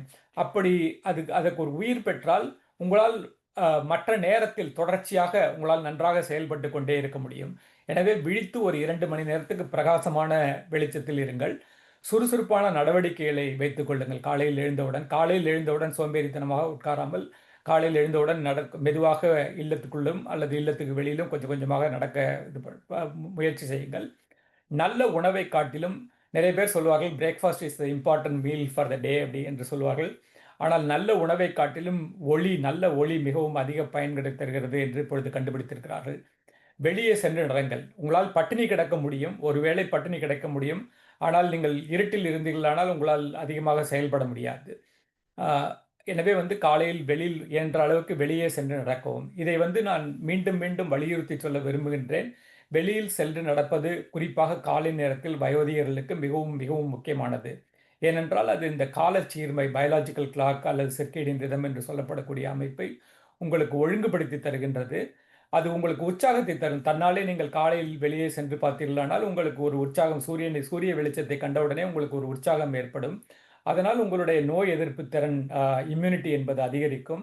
உடல் எடை கட்டுப்பாட்டுக்கு அது உதவுவதாக ஆராய்ச்சியில் கண்டுபிடித்திருக்கிறார்கள். மார்பக புற்றுநோய்க்கான சாத்தியத்தை காலை நேர வெளிச்சம் குறைக்கிறது என்று கண்டுபிடித்திருக்கிறார்கள். மூட்டு வலி என்று சொல்லப்படக்கூடிய ஆர்த்ரைட்டிஸ் என்பதற்கும் காலை வெளிச்சத்தில் நடப்பது என்பது வந்து பயன் தரும் என்று கண்டுபிடித்திருக்கிறார்கள். நிறைய பேருக்கு வந்து ஸ்வீட் டூத் என்று சொல்வார்கள், வந்து அடிக்கடி இனிப்பு சாப்பிட்டு கொண்டே இருக்க வேண்டும் என்று. சூரிய வெளியில் இருப்பவர்களுக்கு இந்த மாதிரி இனிப்பை அதிகமாக நாடுவதில்லை. அது ஒரு முக்கியமான விஷயம் என்னவென்றால், வயதாக ஆக டயாபெட்டிஸ் என்று சொல்லப்படக்கூடிய குறைபாடு ஏற்படுகின்றது. வயதாகும் பொழுது நீங்கள் இனிப்பான உணவை தவிர்ப்பது நல்லது. ஆ டயாபெட்டிஸ் இல்லாவிட்டால் கூட உங்களுக்கு அந்த அளவுக்கு கலரி தேவையில்லை. எனவே இனிப்பான உணவை நாடுவதை காலை ஒளி குறைக்கிறது என்று சொல்கிறார்கள். வைட்டமின் டி கட்டாயமாக சூரிய ஒளியிலிருந்து தான் கிடைக்கிறது. வேற வழி கிடையாது. மாத்திரை சாப்பிட்டாலே ஒழிய. எனவே வந்து காலை சூரிய ஒளியில் சென்று நடப்பது மிகவும் ஒரு முக்கியமான விஷயம். ஆ இப்படி சூரிய ஒளியால் சென்று போக முடியாது. நிறைய பேருக்கு தெரியும். கனடா போன்ற நாடுகளில் இருப்பவர்களுக்கு வருடத்திற்கு 6 மாதங்கள் குளிரில், கடுங்குளிரில் வெளியே சென்று நடக்க முடியாது. அப்படி என்ன செய்யலாம் என்று பார்த்தீர்களானால், சில அ இந்த மாதிரி நான் இந்த இந்த இந்த மூதாட்டி இந்த முன்னால் வைத்திருப்பது போன்ற கிட்டத்தட்ட ஒரு டேப்லெட் மாதிரியான ஒரு அமைப்பான வெளிச்சங்கள் கிடைக்கின்றன. காலை விளக்குகள் என்று சொல்வார்கள் இதை வந்து. இந்த விளக்கு இந்த மாதிரியான விளக்குகளை வாங்கி உங்களுடைய முகத்தில் நேரடியாக படுமாறு காலையில் வைத்துக் கொள்ளலாம். ஆம், இது வந்து அ இந்த குழல் விளக்குகள் என்று சொல்லப்படக்கூடிய ஃப்ளோரசன்ட் லேம்ப் என்று சொல்லப்படக்கூடியவை. அ அதற்கேற்ற ஒளியில் இருக்க வேண்டும். இது வந்து க மங்கலான ஒளியில் இருக்கக்கூடியது. இது வந்து நீல நிறம் கொண்ட பிரகாசமான ஒளியில் இருக்க வேண்டும். இதை எப்படி கண்டுபிடிக்கலாம் என்றால், இதற்கான அ இதற்கான லேபிளில் பார்த்தீர்களானால் 6500 கே இல்லாட்டினால் 6000 கே என்று போட்டிருப்பார்கள். இந்த இந்த இந்த இதுதான் உங்களுக்கு வந்து என்ன விதமான விளக்கு என்று சொல்லுவது. இதே 2000 கே என்பது இருந்தால் அது மஞ்சள் கலந்த வெள்ளை. 6500 என்பது அ நீலம் கலந்த வெள்ளையை கொண்டது. இந்த மாதிரி அதிக கே வேல்யூ கொண்ட விளக்குகளை பயன்படுத்துங்கள். ஆ, இன்னும் சில கண்டுபிடிப்புகள் வந்திருக்கின்றன. இப்பொழுது வந்து ஒரே பல்பில் வெவ்வேறு விதமான க வெள்ளை அமைப்புகளை கொடுப்பதற்காக இந்த ஒரு சுவிட்சை ஒரு ஒரு முறையும் நீங்கள் மாற்றி அமைக்கும் பொழுது வெவ்வேறு விதமான வெள்ளை நிறங்கள் உங்களுக்கு கிடைக்கக்கூடும். உங்களுக்கு தேவையானதை அதிலிருந்து தேர்ந்தெடுத்துக் கொள்ளலாம். இந்த மாதிரியான விளக்குகள் கூட இப்பொழுது கிடைக்கின்றன. ஆ, இல்லாவிட்டால் ஸ்மார்ட் பல்ப் என்று சொல்லப்படக்கூடிய ஸ்மார்ட் பல்புகளில் நீங்கள் வந்து அ அ உங்களுடைய ஃபோனில் வைத்துக்கொண்டு, செல்பேசியில் வைத்துக்கொண்டு, இதில் இருக்கக்கூடிய ஒளியினுடைய அமைப்பு, வண்ணத்தினுடைய அமைப்பு, நீல ஒளி அதிகமாக இருக்கிறதா? இல்லது ஆரஞ்சு கலர் ஒளி அதிகமாக இருக்கிறதா? என்று சொல்லப்படக்கூடிய வெவ்வேறு விதமான வெள்ளை ஒளியை நீங்கள் பெறலாம். அதன் கூடவே வந்து பிரகாசத்தினுடைய அளவையும் உங்களால் மாற்றி அமைத்துக் கொள்ள முடியும். இப்படியான ஒளிகள் எல்லாம் இப்பொழுது நிறைய கிடைத்திருக்கின்றன. இவற்றை பயன்படுத்துங்கள். இவற்றை பயன்படுத்தி வெளியே சூரியன் எப்படி இருக்கிறதோ, அதற்கு ஏத்த பொழுது உங்களுக்கு உங்களுக்கு தேவையான ஒளியை அமைத்துக் கொள்ளுங்கள். மீண்டும் சொல்கிறேன், காலை நேரத்தில் பிரகாசமான நீலம் கலந்த ஒளி இருக்க வேண்டும். நீங்கள் எழுந்ததிலிருந்து 9 மணி வரை கிட்டத்தட்ட ஒரு 2, 3 மணி நேரம் மிக பிரகாசமான ஒளியில் இருக்க வேண்டும். பிறகு சீரான ஒளியில் க பகல் காலை 9 மணியிலிருந்து பகல் 4 மணி வரை, மாலை 4 மணி வரை சீரான ஒளியில் இருங்கள். மாலை ஆகும் பொழுது உங்களுடைய ஒளியை கொஞ்சம் மங்கலாக்கிக் கொள்ளுங்கள். அ அதே சமயத்தில் அதனுடைய கலர் டோனை நீங்கள் ஷிஃப்ட் பண்ணி கொஞ்சம் மஞ்சள் நிறம் கலந்த மாலை நிறமான ஒளியை கொண்டு செல்லுங்கள். அது வந்து நீங்கள் தூங்கும் வரைக்கும் அந்த மாதிரியான ஒளியை நீங்கள் பயன்படுத்திக் கொள்ளலாம். ஆ இன்னும் முக்கியமான விஷயம், சில வீடுகளில் வந்து கூரை திறப்புகள் என்று சொல்வார்கள். வந்து சன்ரூஃப் என்று சொல்லப்படக்கூடிய அமைப்பு இருக்கும். இது நேரடியாக சூரிய வெளிச்சத்தை உங்களுடைய வீட்டுக்குள்ளே கொண்டு வருவதற்கு பயன்படுகின்றது. இந்த மாதிரியான அமைப்பு, ஆனால் இதற்கு உங்களுடைய வீட்டை நீங்கள் மாற்றி அமைத்தாக வேண்டும். அதற்கு வசதி இருப்பவர்கள் செய்து கொள்ளலாம். இது ஒரு முக்கியமான விஷயம். அ இல்லாவிட்டால் சூரிய அறைகள் என்று சொல்லப்படக்கூடிய சன்ரூம் என்று அது வீட்டை ஒட்டி அமைக்கக்கூடிய ஒரு அமைப்பில், அந்த மாதிரியான அமைப்பில் நீங்கள் போய் காலை நேரத்தில் உட்கார்ந்து கொண்டால் உங்களுடைய நாளும், உங்களுடைய ஆரோக்கியமும் மிகவும் நன்றாக நன்றாக இருக்கும். இது வந்து உங்களுடைய ஆரோக்கியத்திற்கு எப்படியான தேவையான ஒளியை எப்படி பயன்படுத்தலாம் என்று பார்த்தோம். உங்களுடைய மென்டல் ஹெல்த் என்று சொல்லப்படக்கூடிய நல்லுணர்வுக்கான ஒளி அமைப்பு எப்படி இருக்க வேண்டும் என்று கொஞ்சம் பார்க்கலாம். அ மீண்டும் வலியுறுத்தி சொல்கின்றேன். வயதாக ஆக வீட்டுக்குள்ளே நிழல்கள் இருப்பதை தவிர்க்கவும். இருட்டான பகுதிகள் இருந்தால் அந்த இடத்தில் ஒரு விளக்கை போடவும் நீங்கள். அந்த மாதிரி போடுவது இருள் எப்பொழுதுமே வயதானவர்களுக்கு குறிப்பாக டிமென்ஷியா இருப்பவர்களுக்கு பதற்றத்தையும், கவலையையும் தரும். இருட்டிலே இருப்பவர்கள் எப்பொழுதுமே கவலையுடன் உட்கார்ந்து கொண்டிருப்பார்கள். பிரகாசமான வெளிச்சத்தில் இருப்பவர்கள் உற்சாகமாக இருப்பார்கள். இது எல்லோருக்கும் நன்றாக தெரிந்த விஷயம் தான். அறிவியல் பூர்வமாகவும் இது இப்பொழுது நிரூபிக்கப்பட்டிருக்கிறது. ஆ பொருத்தமான சூழலுக்கு தேவையான வெளிச்சத்தை பயன்படுத்தவும். நீங்கள் வந்து உட்கார்ந்து காரியம் செய்யப் போகிறீர்கள், கணினி முன்னால் உட்கார்ந்து காரியம் செய்யப் போகிறீர்கள் அல்லது படிக்கப் போகிறீர்கள் என்றால், பகல் நேரத்துக்கு இருக்கக்கூடிய ஒளி அமைப்பை போன்ற ஒளியை பெற்றுக்கொள்ளவும். அ இல்லை உங்களுக்கு வந்து கம்ஃபர்டபுளாக உட்கார்ந்து டெலிவிஷன் பார்க்க வேண்டும், அல்லது வந்து க ஒரு இசையை கேட்க வேண்டும் என்றால், உங்களுடைய ஒளியினுடைய அளவை குறைத்துக் கொண்டு, அதை கொஞ்சம் மங்கலான மஞ்சள் நிற ஒளியில் வைத்துக் கொண்டால், உங்களுடைய மூடு மாறி உங்களுக்கு வந்து ஒரு ஒரு ரிலாக்சிங் மூடுக்கு வருகின்றீர்கள் என்று கண்டுபிடித்திருக்கிறார்கள். இன்னொன்று என்னவென்றால், இதில் வயதுக்கு ஏற்றபடி இதுக்கான தேவையும் மாறிக்கொண்டே போகும். நீங்க பார்த்தீங்கன்னா, சராசரி இளைஞர்களுக்கு பார்த்தீர்களானால், அவர்களுக்கு பல்வேறு நிறங்கள் இருக்கலாம். இந்த இடத்தில் வந்து நீல நிறம் இருக்கிறது, சிவப்பு நிறம் இருக்கிறது, பல்வேறு நிறங்கள் இருந்தாலும் கூட அவர்களால் இளைப்பாற முடிகின்றது. ஆனால் வயதாக ஆக இந்த மாரி பல வண்ண நிறக்கலவைகள் வந்து தேவையில்லாமல் போகின்றது. ஒரு குறிப்பிட்ட வகையான மங்கள் நிறம் மட்டுமே அவர்களுக்கு ரிலாக்ஸிங்காக இருக்கிறது. அதேபோல குறிப்பிட்ட வகையான வெள்ளை நிறம், அதாவது நீலம் கலந்த வெள்ளை நிறம் மட்டுமே அவர்களுக்கு உற்சாகத்தை தந்து செயலூக்கத்தை தருகின்றது என்று கண்டுபிடித்திருக்கிறார்கள். அதற்கு அடுத்தபடியாக எப்படியான விளக்குகள் எந்த விதமான பாதுகாப்பை கொடுக்கின்றன, அவற்றை எப்படி பயன்படுத்தலாம் என்று கொஞ்சம் பார்ப்போம். ஆ, துணை விளக்குகள், அது நாம் ஏற்கனவே சொன்னது போல வீட்டின் கூரையில் பொருத்தப்பட்ட விளக்குகள், வீட்டின் சுவரில் பொருத்தப்பட்ட விளக்குகள், இதை தாண்டி பல்வேறு முக்கியமான இடங்களில் படுத்தப்படக்கூடிய துணை விளக்குகள் உங்களுடைய பாதுகாப்பை அதிகரிக்கும். உதாரணமாக நீங்கள் மாடிப்படியில் அடிக்கடி சென்று ஏறி இறங்கி செல்ல வேண்டியிருந்தால், மாடிப்படிக்கு தேவையான விளக்கை வைத்துக் கொள்ளுங்கள். அது வந்து இப்பொழுதெல்லாம் இந்த எல்இடி ஸ்ட்ரிப் என்று சொல்லப்படக்கூடிய அமைப்பை வைத்துக்கொண்டு, மாடிப்படியில் உங்களால் இந்த மாரியான வெளிச்சத்தை உருவாக்கிக் கொள்ள முடியும். ஏன்னா படிகளில் விழுவதற்கான சாத்தியங்கள் எப்பொழுதுமே அதிகம். மாடிப்படியில், வாசற்படி போன்ற இடங்களில் உங்களுக்கான துணை விளக்குகளை அதிகம் பொருத்திக் கொள்ளுங்கள். இது வந்து உங்களுடைய விழுவதற்கான ஆபத்து சாத்தியங்களை மிகவும் அதிகமாக குறைக்கும். ஆ, இதற்கு வந்து இந்த எல்இடி ஸ்ட்ரிப்ன்றது எல்லாம் மிகவும் மலிவான விலை வந்து கிட்டத்தட்ட ஒரு $10 $15 விலையிலேயே நீங்கள் வாங்கலாம். இதை வாங்கி பொருத்திக் கொள்ளுவதன் மூலம் உங்களுக்கு வந்து இந்த மாரி ஆபத்தான இடங்களிலிருந்து உங்களை பாதுகாத்துக் கொள்ள முடியும். இன்னொரு முக்கியமான விஷயம் என்னவென்றால், நான் ஏற்கனவே சொன்னேன். அதாவது வயதாக ஆக உங்களுடைய இந்த பாஸ்டர் கண்ட்ரோல் என்று சொல்லப்படக்கூடிய நிலை வந்து குறைகின்றது. உங்களால் நேராக நிற்க முடியாது. சாய்ந்து தான் நிற்பீர்கள் என்று சொன்னேன். அ இதை சரி செய்ய இரவு இரவு நேரங்களில் சுவரை ஒட்டிய பாதி அல்லது வந்து கதவை ஒட்டிய மாதிரி போன்ற இடங்களில் ஒரு நேர்க்கோட்டு மங்கலான ஒரு நேர்க்கோட்டு விளக்கை உங்களால் பொருத்தீர்களானால், உங்கள் கண்ணுக்கு வந்து எது நேர்க்கோடு என்பது வந்து உங்கள் கண்ணின் மூலமாக உங்கள் மூளைக்கு சென்று சேரும். அதன் மூலம் உங்களுடைய பாஸ்டர் கண்ட்ரோல் இம்ப்ரூவ் ஆகும். உங்களால் நேராக நிற்க முடியும். இந்த மாதிரியான விளக்குகளும் பயன் தருகின்றன என்று கண்டுபிடித்திருக்கிறார்கள். ஆ ஆகவே முழுமையான சீரொளி என்று சொன்னால் எப்படி இருக்க வேண்டும் என்றால், உங்கள் செயல்பாடுகள், உங்களுக்கு செயல்களை செய்வதற்கு நகர்வுகள், உங்கள் வீட்டில் அது தன்னிச்சையாக நகர்ந்து போய் வருவதற்கான அது ஏற்ற ஏற்ற வகையில் விளக்குகள் வெளிச்சமாக இருக்க வேண்டும். இன்னொன்று உடல் மன நலத்திற்கான விளக்குகள். அவை உங்களுடைய தூக்கம், விழிப்பு இவற்றை கட்டுப்படுத்த உதவுகின்றன. உங்களுக்கு ஓய்வு தருகின்றன. உங்களை மன ஒடுக்கத்திலிருந்து, டிப்ரஷனிலிருந்து மீட்டெடுக்கின்றன. பாதுகாப்பு தரக்கூடிய துணை விளக்குகள், நீங்கள் விழும் அபாயத்திலிருந்து உங்களை காப்பாற்றுகின்றன. உங்களுக்கு தேவையான அளவுக்கு ஒளியூட்டைக் கொண்டு உங்களால் பாதுகாப்பாக இருக்க முடிகின்றது. ஆ நாம் இந்த இந்த உரையில் இதுவரை அ அது நம்முடைய கண் அ அ விளக்குகள் வந்து ஆதிகாலம் தொட்டு எப்படி மாறிக்கொண்டே வந்திருக்கின்றன. அந்த விளக்குகள் மாறுவதால் மனிதனுடைய வாழ்முறையில் எப்படியான மாற்றங்கள் எல்லாம் ஏற்பட்டிருக்கின்றன. அந்த மாற்றங்கள் நமக்கு என்னென்ன உடல் பாதிப்புகளை உருவாக்குகின்றன என்றெல்லாம் பார்த்தோம். இதைத் தொடர்ந்து நம் சிர்கேடியன் ரிதம் என்று சொல்லப்படக்கூடிய உயிர் கடிகாரம் எப்படி செயல்படுகின்றது? அது வந்து சராசரி மக்களுக்கு எப்படி செயல்படுகின்றது? வயதானவர்களுக்கு எப்படி செயல்படுகின்றது? அந்த சிர்கேடியன் ரிதம் சீர்கெடுவதால், அதனால் உண்டாகக்கூடிய டிமென்ஷியா, அல்சைமர் போன்ற பாதிப்புகள், அதனால் கொடுக்கக்கூடிய பின் விளைவுகள் எல்லாம் என்ன என்று பார்த்தோம்.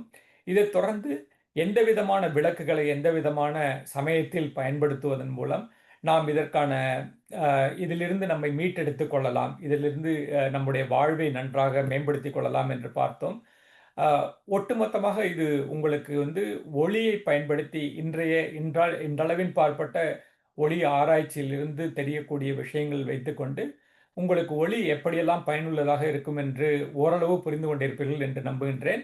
உங்களுக்கு இது சம்பந்தமாக மேலதிக ஏதாவது க த ஏதாவது சந்தேகங்கள் இருந்தால் கேளுங்கள், கட்டாயமாக சொல்கின்றேன். இந்த ஆராய்ச்சி நான் பல நிறுவனங்களில் செய்தது. ஆரம்ப காலத்தில் யுனிவர்சிட்டி ஆஃப் டொராண்டோவில் செய்தேன். அதைத் தொடர்ந்து லுமன்ட்ரா கம்பெனி, மெக்ரே என்ற கம்பெனியில் செய்து கொண்டிருக்கின்றேன் இப்பொழுது. மெக்மாஸ்டர் ஸ்கூல் ஆஃப் பயோமெடிக்கல் இன்ஜினியரிங்கில் அங்கே இருக்கக்கூடிய ஆய்வாளர்களுடன் சேர்ந்து இதற்கான ஆராய்ச்சிகளை செய்து கொண்டிருக்கின்றேன். இதற்கான ஆராய்ச்சி மானியங்கள் ஏஜுவல் என்ற அமைப்பின் மூலமாக எனக்கு கிடைத்திருக்கின்றன. இவர்களுக்கெல்லாம் என்னுடைய நன்றி. இந்த இந்த உரையை ஏற்பாடு செய்து எனக்கு இப்படியான ஒரு வாய்ப்பை கொடுத்ததற்கு வசந்தம் அமைப்புக்கும் மிகவும் நன்றி. நீங்கள் இந்த பெரிய ஆராய்ச்சியை செய்து எங்களுடைய எங்களுடைய நேயர்களுக்கு, எங்களோட முதியோர்கள் அவர்களுடைய பிள்ளைகள், அவர்களுடைய உறவுகள் எல்லோருமே இதில் பங்கு கொள்ளுவார்கள். ஆகவே இந்த உரை மிக மிக முக்கியமான ஒரு உரை. இதனை எத்தனையோ முதியவர்கள் கேட்டுக்கிறார்கள். நாங்கள் இதனை பதிவு செய்து எங்களுடைய வலைத்தளத்தில் போட்டுக்கொள்ளுவோம். இது நல்ல ஒரு ஆய்வு மட்டுமல்ல, நீங்கள் அதை தமிழிலே நல்ல அழகாக தொகுத்து தந்ததுடன் இங்கு நேரடியாக பார்க்கக்கூடிய வகையிலே நீங்கள் விடயங்களை தெளிவாக செய்திருக்கிறீங்க. உங்களுக்கு எங்களுடைய ஆழ்ந்த மனத்திலிருந்து வரும் அன்பான நன்றியை தெரிவித்துக் கொள்கின்றோம். இப்பொழுது இந்த உரை பற்றிய கேள்விகளை கேட்பதற்கு பலர் இருக்கிறார்கள். அதிலே ராஜினி தாசிசியஸ் எங்களோட வேலை செய்கிற ஒருவர். அவர் இந்த கேள்வி கேட்பவர்களை வழிநடத்துவார். நன்றி பார்வதி ஆண்டி. டாக்டர், நீங்க ஸ்கிரீன் ஷேரை நிப்பாட்டலாம். கேள்வி கேட்பவர்கள் முதல் சிவபாலு மாஸ்டர், நீங்க கலக்கலாம். நான் கேள்வியை விட அவரை பற்றி சில கருத்துக்கள் சொல்றது பொருத்தமாக இருக்குன்னு நினைக்கிறேன். நான் நீண்ட காலமாக தமிழ் மக்களோட, கனடாவில் உள்ள தமிழ் மக்களோட தொடர்பு கொண்டவர். பல தமிழ்ச்சங்கம் கூட அவர் பல ஆய்வு கட்டுரைகளையும் ஆய்வு பேச்சுக்களையும் எங்களுக்கு தந்து எங்களோட மிக நெருக்கமாக பழகிறார். நான் நினைக்கிறேன் கிட்டத்தட்ட 20-25 ஆண்டுகளுக்கு மேலாக என்னோடு மிக நட்பாக இருக்கின்றார். நான் தான் அவரை இந்த 100வது நிகழ்ச்சிக்கு போடுவது பொருத்தமாக இருக்கும் என்றதை தெரிவித்திருந்தேன். அதன்படி அவர் இன்றைக்கு இந்த தலையங்கத்தை கொடுத்தோன்னு சிலருக்கு கொஞ்சம் வித்தியாசமான கருத்துக்கள் வந்தன. நான் சொன்னேன், இல்லை, முதியோருக்கான விளக்குகளை பற்றித்தான் அவர் பேசப் போகின்றார் என்று குறிப்பிட்டது போது அது மிக பொருத்தமான, மிக தெளிவான, இப்படியான ஒரு தெளிவான விளக்கத்தை கொடுக்க முடியும் என்றால் அது பேராசிரியர் வெங்கட் அவர்களால் தான் முடியும் என்று நான் நினைக்கின்றேன். அவ்வளவு தூரத்துக்கு சிறப்பாக செய்திருந்தார். கடந்த வாரம் அவர் தொல்காப்பிய ஆண்டு விழாவுக்கு வந்திருந்த போது அவரோடு உரையாடிய போது தான் நான் பின்னர் தான் அதை யோசித்து அவரை இந்த உரைக்கும் அழைக்கலாம் என்று யோசித்தது. அந்த வகையிலே அவருக்கு எப்படி நன்றி பாராட்டுவது என்று தெரியவில்லை. இதை விட இன்று அவர் இந்த மலக்கு நோய் என்ற ஒரு பொது சொல்லாடலை எங்களுக்கு தந்திருக்கிறார். அது உண்மையிலே நல்ல பொருத்தமான ஒரு சொல்ல நினைக்கின்றேன். அது எவ்வளவு தூரத்துக்கு பாவனையில் இருக்கின்றது என்பதை பற்றி அடைய விளக்குனா நல்லா இருக்கும் நினைக்கின்றேன். இந்த மலக்கு நோய் என்ற தமிழ் சொல்லு எவ்வளவு தூரத்துக்கு பாவனையில் இருக்கின்றது என்ற அது எப்பொழுதுமே அறிவியல் சம்பந்தமான அறிவியலை தமிழில் சொல்ல வேண்டும் என்ற ஆர்வம் கொண்டவன் நான். அதை இயன்ற அளவு தமிழை பயன்படுத்தியே அதை சொல்ல வேண்டும் என்று அதற்கான முயற்சிகளை மேற்கொள்கின்றேன். அப்படி முக்கியமான ஒரு விஷயம் என்னவென்றால், நமக்கான கலைச்சொல்கள் தமிழில் கிடையாது, அதிகமாக கிடையாது நமக்கு. அதற்கான சில விஷயங்கள் நமக்கான சொல்லை நாமே தான் உருவாக்கி கொள்ள வேண்டியிருக்கிறது. அப்படி உருவாக்கி கொள்வதற்காக நான் அதற்கான தொடர்ந்த முயற்சியையும் செய்து கொள்கின்றேன். அறிவியலில் எப்படி ஆர்வம் இருக்கிறதோ அதே போல தமிழிலும் ஆர்வம் உண்டு என்பதால் இந்த விஷயத்தில் ஒரு முக்கியமான விஷயம் உலகம் முழுவதும் ஏற்பட்ட பொதுவாக ஒத்துக்கொண்ட விஷயம் என்னவென்றால், ஆங்கிலத்திலே நீங்கள் பார்த்தீர்களானால் பல விஷயங்கள் இந்த டெக்னிக்கல் டேர்ம்ஸ் என்று சொல்லப்படக்கூடிய கலைச்சொல்கள் ஆங்கிலத்தில் லத்தீனிலிருந்தோ அல்லது கிரேக்கத்திலிருந்தோ தான் இருக்கும். அவர்கள் அதனுடைய வேரை பயன்படுத்தி அந்த வேருக்கு என்ன அர்த்தம் என்பதை பார்த்து அதற்கு சரியான வார்த்தை என்ன இருக்கிறது, நம்முடைய மொழியில் எப்படி இருக்கிறது என்று பார்த்து அவர்கள் செய்கின்றார்கள். அதை தான் அறிஞர்கள் பொதுவாக ஏற்படுத்தி கொண்ட ஒரு வழி. அந்த வழியில் பார்த்தீர்களானால் டிமென்ஷியா என்பது டிமென்டட் என்று சொல்லப்படக்கூடிய ஒரு வார்த்தை. அதாவது என்னவென்றால், கிட்டத்தட்ட அதுக்கு லத்தீனத்தில் பார்த்தீர்களானால் அவர்களுக்கு பைத்தியம் பிடித்து போன அப்படி என்று சொல்வார்கள் அந்த அளவுக்கு அது செயலற்று போவது விழித்து நிற்பது என்று. அதற்கு நீங்கள் சாதாரணமாக வழக்கமாக நம்முடைய ஊரில் பார்த்தீங்கன்னா மழங்க விழிக்கிறார்கள் என்று சொல்வார்கள். அந்த மலங்க விழிப்பது என்பது என்னவென்றால் அவர்களுக்கு செய்வதறியாமல் விழித்து கொண்டிருப்பது அவளுடைய மூளை செயலிழந்து போவது அந்த நேரத்தில். என்னுடைய சில நண்பர்களிடம் இதை போட்டால் சரியாக இருக்குமா என்று கேட்டு பார்த்தேன். அவர்கள் சரியாக இருக்கிறது, பயன்படுத்துங்கள் என்று சொன்னார்கள்.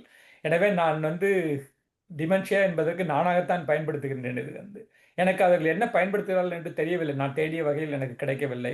எல்லோரும் மூளை குறைபாடு என்றெல்லாம் சொல்கின்றார்கள். அது மென்டலி ரிட்டார்டட் அப்படி என்றெல்லாம் போகும். அப்படி இல்லை, அந்த மாதிரியெல்லாம் வேண்டாம். நமக்கு சரியாக ஒரு வார்த்தை வேண்டும் என்று இயன்ற அளவுக்கு முயற்சி செய்து தான் உருவாக்கி கொள்கின்றேன். அருமையான சொல்ல உண்மையிலேயே பேராசிரியர். நன்றி நன்றி டாக்டர். நன்றி சுபால் மாஸ்டர். அடுத்ததாக கருணாநிதி கந்தப்பு. அனைவருக்கும் வணக்கம். வணக்கம். வெங்கட்ராமன் ஐயா இன்றைக்கு நல்ல பயனுள்ள தகவல்களை எங்களுக்கு எடுத்துரைச்சார். அதற்கு முதல்கண் நன்றி. அதே நேரத்தில் நீங்கள் இந்த ஒளி பற்றிய பூரண விளக்கத்தை இன்றைக்கு அறியக்கூடியதா இருந்தது. ஒளி பற்றிய பூரண அறிவை அறியக்கூடியதாக இருந்தது. நன்றி ஐயா. நான் உங்கள்கிட்ட அதாவது முதியோர் சம்பந்தப்பட்ட நலன் கருதி நீங்கள் எடுக்கிற முயற்சிகளில் இதுவும் ஒன்றை சேர்த்து கொண்டால் நல்லம் என்று நான் ஒரு அபிப்பிராயத்தை இந்த சபைக்கு சமர்ப்பிக்கிறேன். என்னென்னா, எங்கட முதியோர் அந்த காலத்தில் டெமென்ஷியாவில் பாதிக்கப்பட்டது மிகவும் குறைவு. இப்போதான் கூட. ஏனென்று கேட்டால் நான் அறிஞ்ச வகையில் பேரன் பேத்திமார் 80 வயது வரையும் அவ பண்ண முளைச்சவை, ஏதோ ஒரு தொழில் செய்து கொண்டிருந்தவை. இங்கே நாங்கள் ஒரு உரைநிலைக்கு தள்ளப்பட்டிருக்கிறோம். கட்டாயமா இந்த உரைநிலையில இருந்தாலும் எத்தனையோ பேர் இந்த சபையில இருக்கிற எத்தனையோ அங்கத்தவர்கள் நாடகங்களை உருவாக்குகிறார்கள், கவி உருவாக்குகிறார்கள், கதைகளை உருவாக்குகிறார்கள். இப்படிப்பட்ட பல அம்சங்களை ஆக்கக்கூடிய வல்லுநர்கள் இந்த சபையில இருக்கிறார்கள். இந்த நவீன காலத்துல நாங்க விட்ட பிள்ளை என்னன்னு கேட்டால், கால்குலேட்டரை நாங்களும் பாவிக்க இல்லை, பிள்ளைகளையும் பாவிக்க விடாமல் தடுத்து தொழில்நுட்பத்தை நாங்கள் தடுத்தினாங்க. அது இல்லாமல் இந்த வயோதிப நேரத்திலேயாவது எங்களுக்கு இந்த ஏஐ தொழில்நுட்பம், அதாவது சாட் ஜிபிடி என்று சொல்லப்படுகிற இதில் புது புது நாடகங்களை உருவாக்கலாம், கவிகளை உருவாக்கலாம், பல சித்திரங்களை உருவாக்கலாம். இப்படிப்பட்ட பலதரப்பட்ட செயல்களை செய்யக்கூடியதாக இருக்கிறது ஐயா. இதுக்கு ஒரு நடவடிக்கை எடுத்து எங்களுக்கு அது சாட் ஜிபிடி பெருசாக படிக்கணும் என்று இல்லை, சும்மா அதில் உள்ள நுட்பங்களை மட்டும் எங்களுக்கு அறிய தந்தீங்களேண்டா ஏதோ நாங்கள் முயற்சித்து பார்க்கலாம் என்றது எனது அபிப்பிராயம். நன்றி, வணக்கம். நன்றி கந்தப்பு. நன்றி ஐயா. அடுத்ததாக பழனிசாமி ஐயா. ஐயா, உங்களோட கேள்வியை சமர்ப்பிக்கலாம். பழனிசாமி ஐயா. அடுத்த ஆளுங்களுங்க அவர் வருவார் சில வேளை. ஓகே, வேற யாராவது கேள்வி கேட்க இருக்கிறீங்க? நீங்க கையௌசத்தையும் கேட்கலாம் அல்லது நீங்க கதைக்கலாம். நான் கையௌசத்தி இருக்கிறேன். கதையுங்க ஐயா. ஓகே ஐயா, நான் ஒரு 2 கேள்வி உங்களுடன் விளக்கம் கேட்கப்படும் அறிவதற்கு. இந்த விழுதல் என்றது சீனியர்ஸ், இந்த முதியோர் விழுறதுக்கு சில காரணம் இருக்கு. என்னண்டா, ஒரு சில பேர் சொல்லுகின எப்படி என்றா, 100% இருட்டா இருந்தா தான் நீங்க படுத்தா நித்திர வருமன். அப்படிப்பட்ட சூழல்ல அவ இரவில முழுக்க அந்த அறை முழுக்க இருட்டாக்கி போட்டு படுக்கிறாங்க. அப்ப அந்த நேரத்துல நடுவுல எழும்போணுமெண்டா எந்த வளத்தால எழும்போணுமென்று கூட சில பேருக்கு தெரியற இல்லை.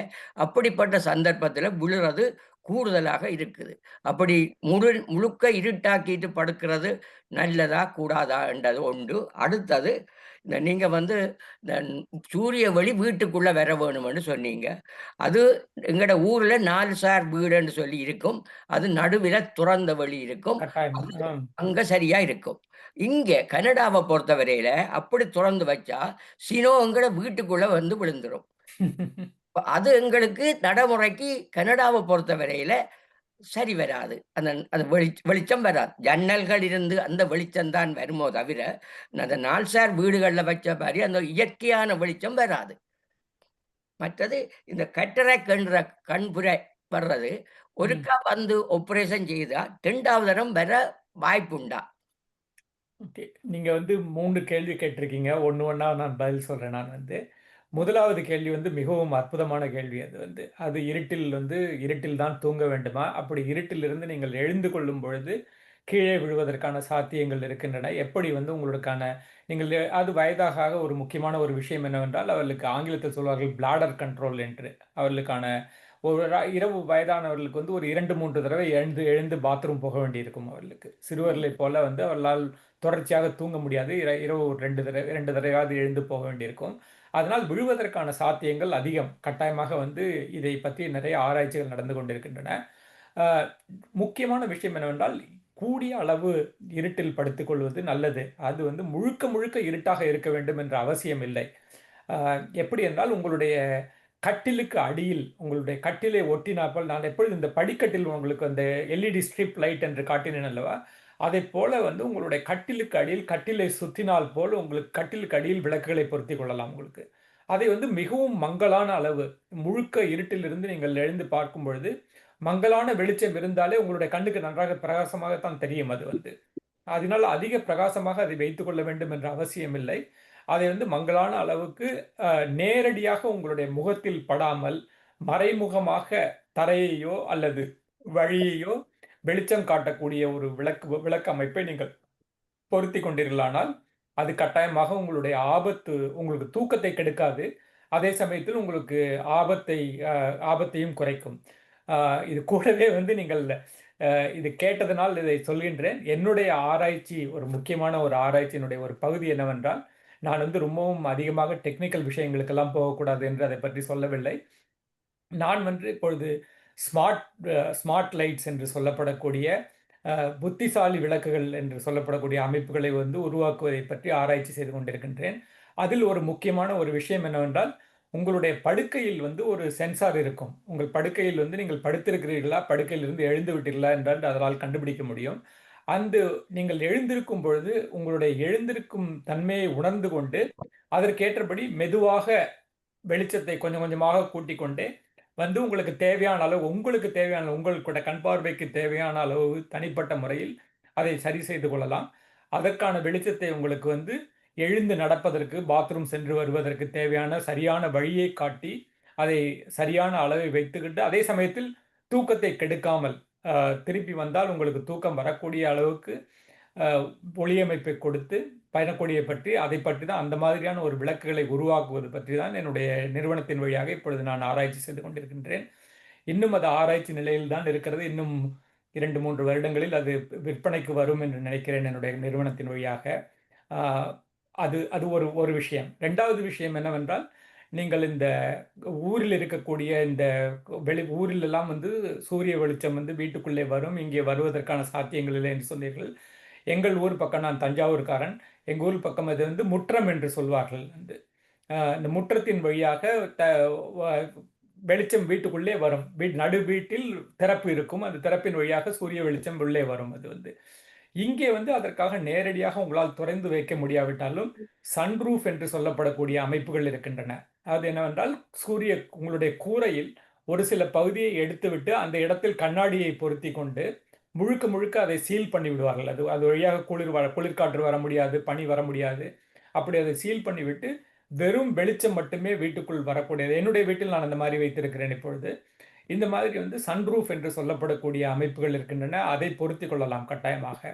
இப்பொழுது புதிதாக கட்டப்படக்கூடிய வீடுகளில் கொஞ்சம் கொஞ்சமாக இதை அறிமுகப்படுத்தி வருகின்றார்கள். இன்னும் இன்னும் வருங்காலத்தில் வந்து வீடுகளில் இது அதிகம் இருக்கும் என்று எதிர்பார்க்கலாம். மூன்றாவதாக நீங்கள் கேட்ராக்ட் பற்றி கேட்டீர்கள். நான் கட்டாயமாக இந்த இடத்தில் சொல்லியாக வேண்டும், நான் ஒரு மருத்துவன் கிடையாது. எனக்கு வந்து நேரடியாக மருத்துவம் பற்றி நான் அதிக கருத்து சொல்வதை நான் தவிர்த்து வருகின்றேன் இயன்ற அளவு. ஆனால் எனக்கு தெரிந்த வகையில் கேட்ராக்ட் என்பது ஒரு முறை வந்தால் கூட மீண்டும் உங்களுக்கு, அதாவது கேட்ராக்ட் என்பது வந்து கண்ணில் ஒரு படலம் போல படியக்கூடிய ஒரு அமைப்பு அது. அது மீண்டும் வரக்கூடியதற்கான வாய்ப்புகள் இருக்கின்றன என்று தான் சொல்கின்றார்கள். அதை நீங்கள் வந்து கட்டாயமாக ஒரு தகுதி வாய்ந்த கண் மருத்துவரிடம்தான் கேட்க வேண்டும். நன்றி. நன்றி ஐயா. நன்றி. நன்றி பழனிசாமி ஐயா. வேறு யாராவது கேள்விகள் கேட்க இருந்தால்?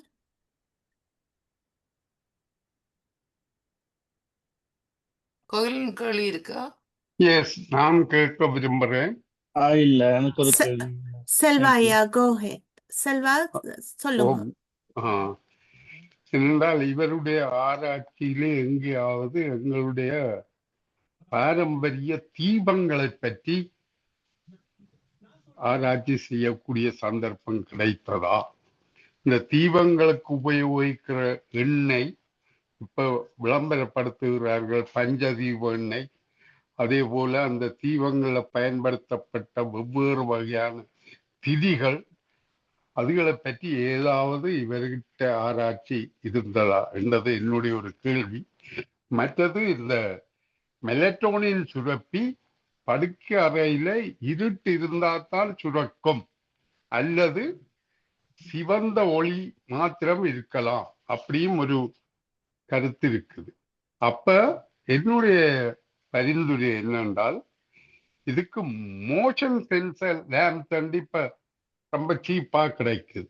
அதை பிளக் பாயிண்ட்ல போட்டு விட்டால் ஆள் எழும்பின உடனே அது கண்ணிலே லைட் எரியும். பிறகு திரும்பி வந்து படுத்த ஒரு 30 செகண்ட் 40 செகண்ட்ல அது நூந்து போகும். அதை பொருத்தலாம்ன்றது என்னுடைய ஒரு பரிந்துரை. இப்ப இந்த தீபங்களை பற்றி ஐயா அந்த கருத்துக்களுக்கு கேட்க விருப்பம்.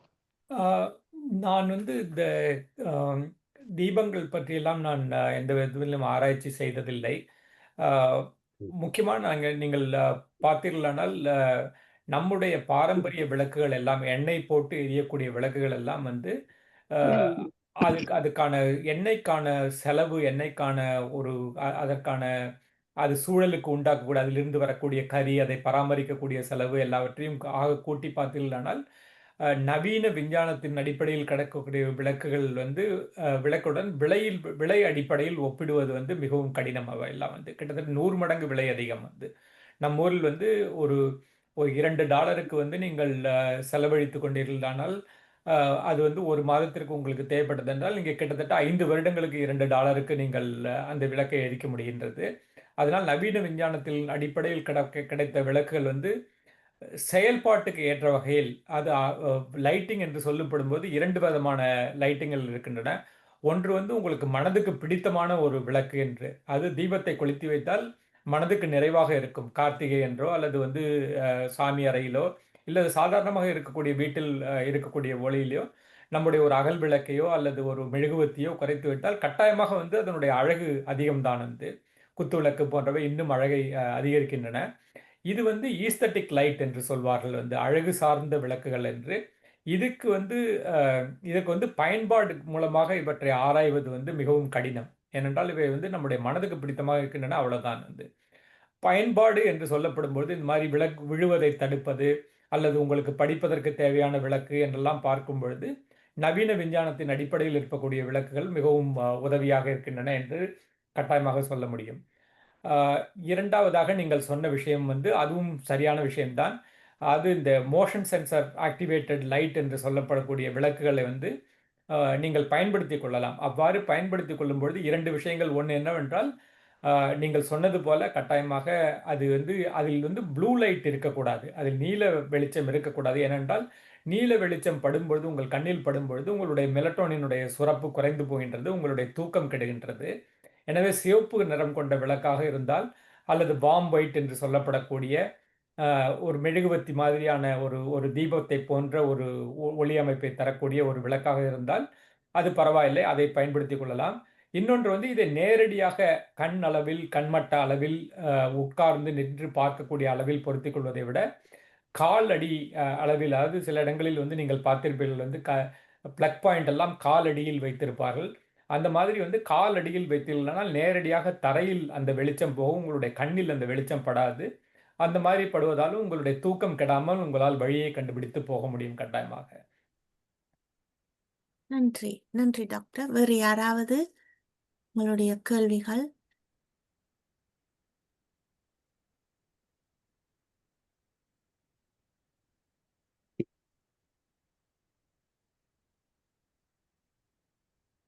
கதைக்கிறதா இருந்தா நீங்க கையோத்தலாம் அல்லது அன்மியூட் பண்ணிட்டு கேட்கலாம்.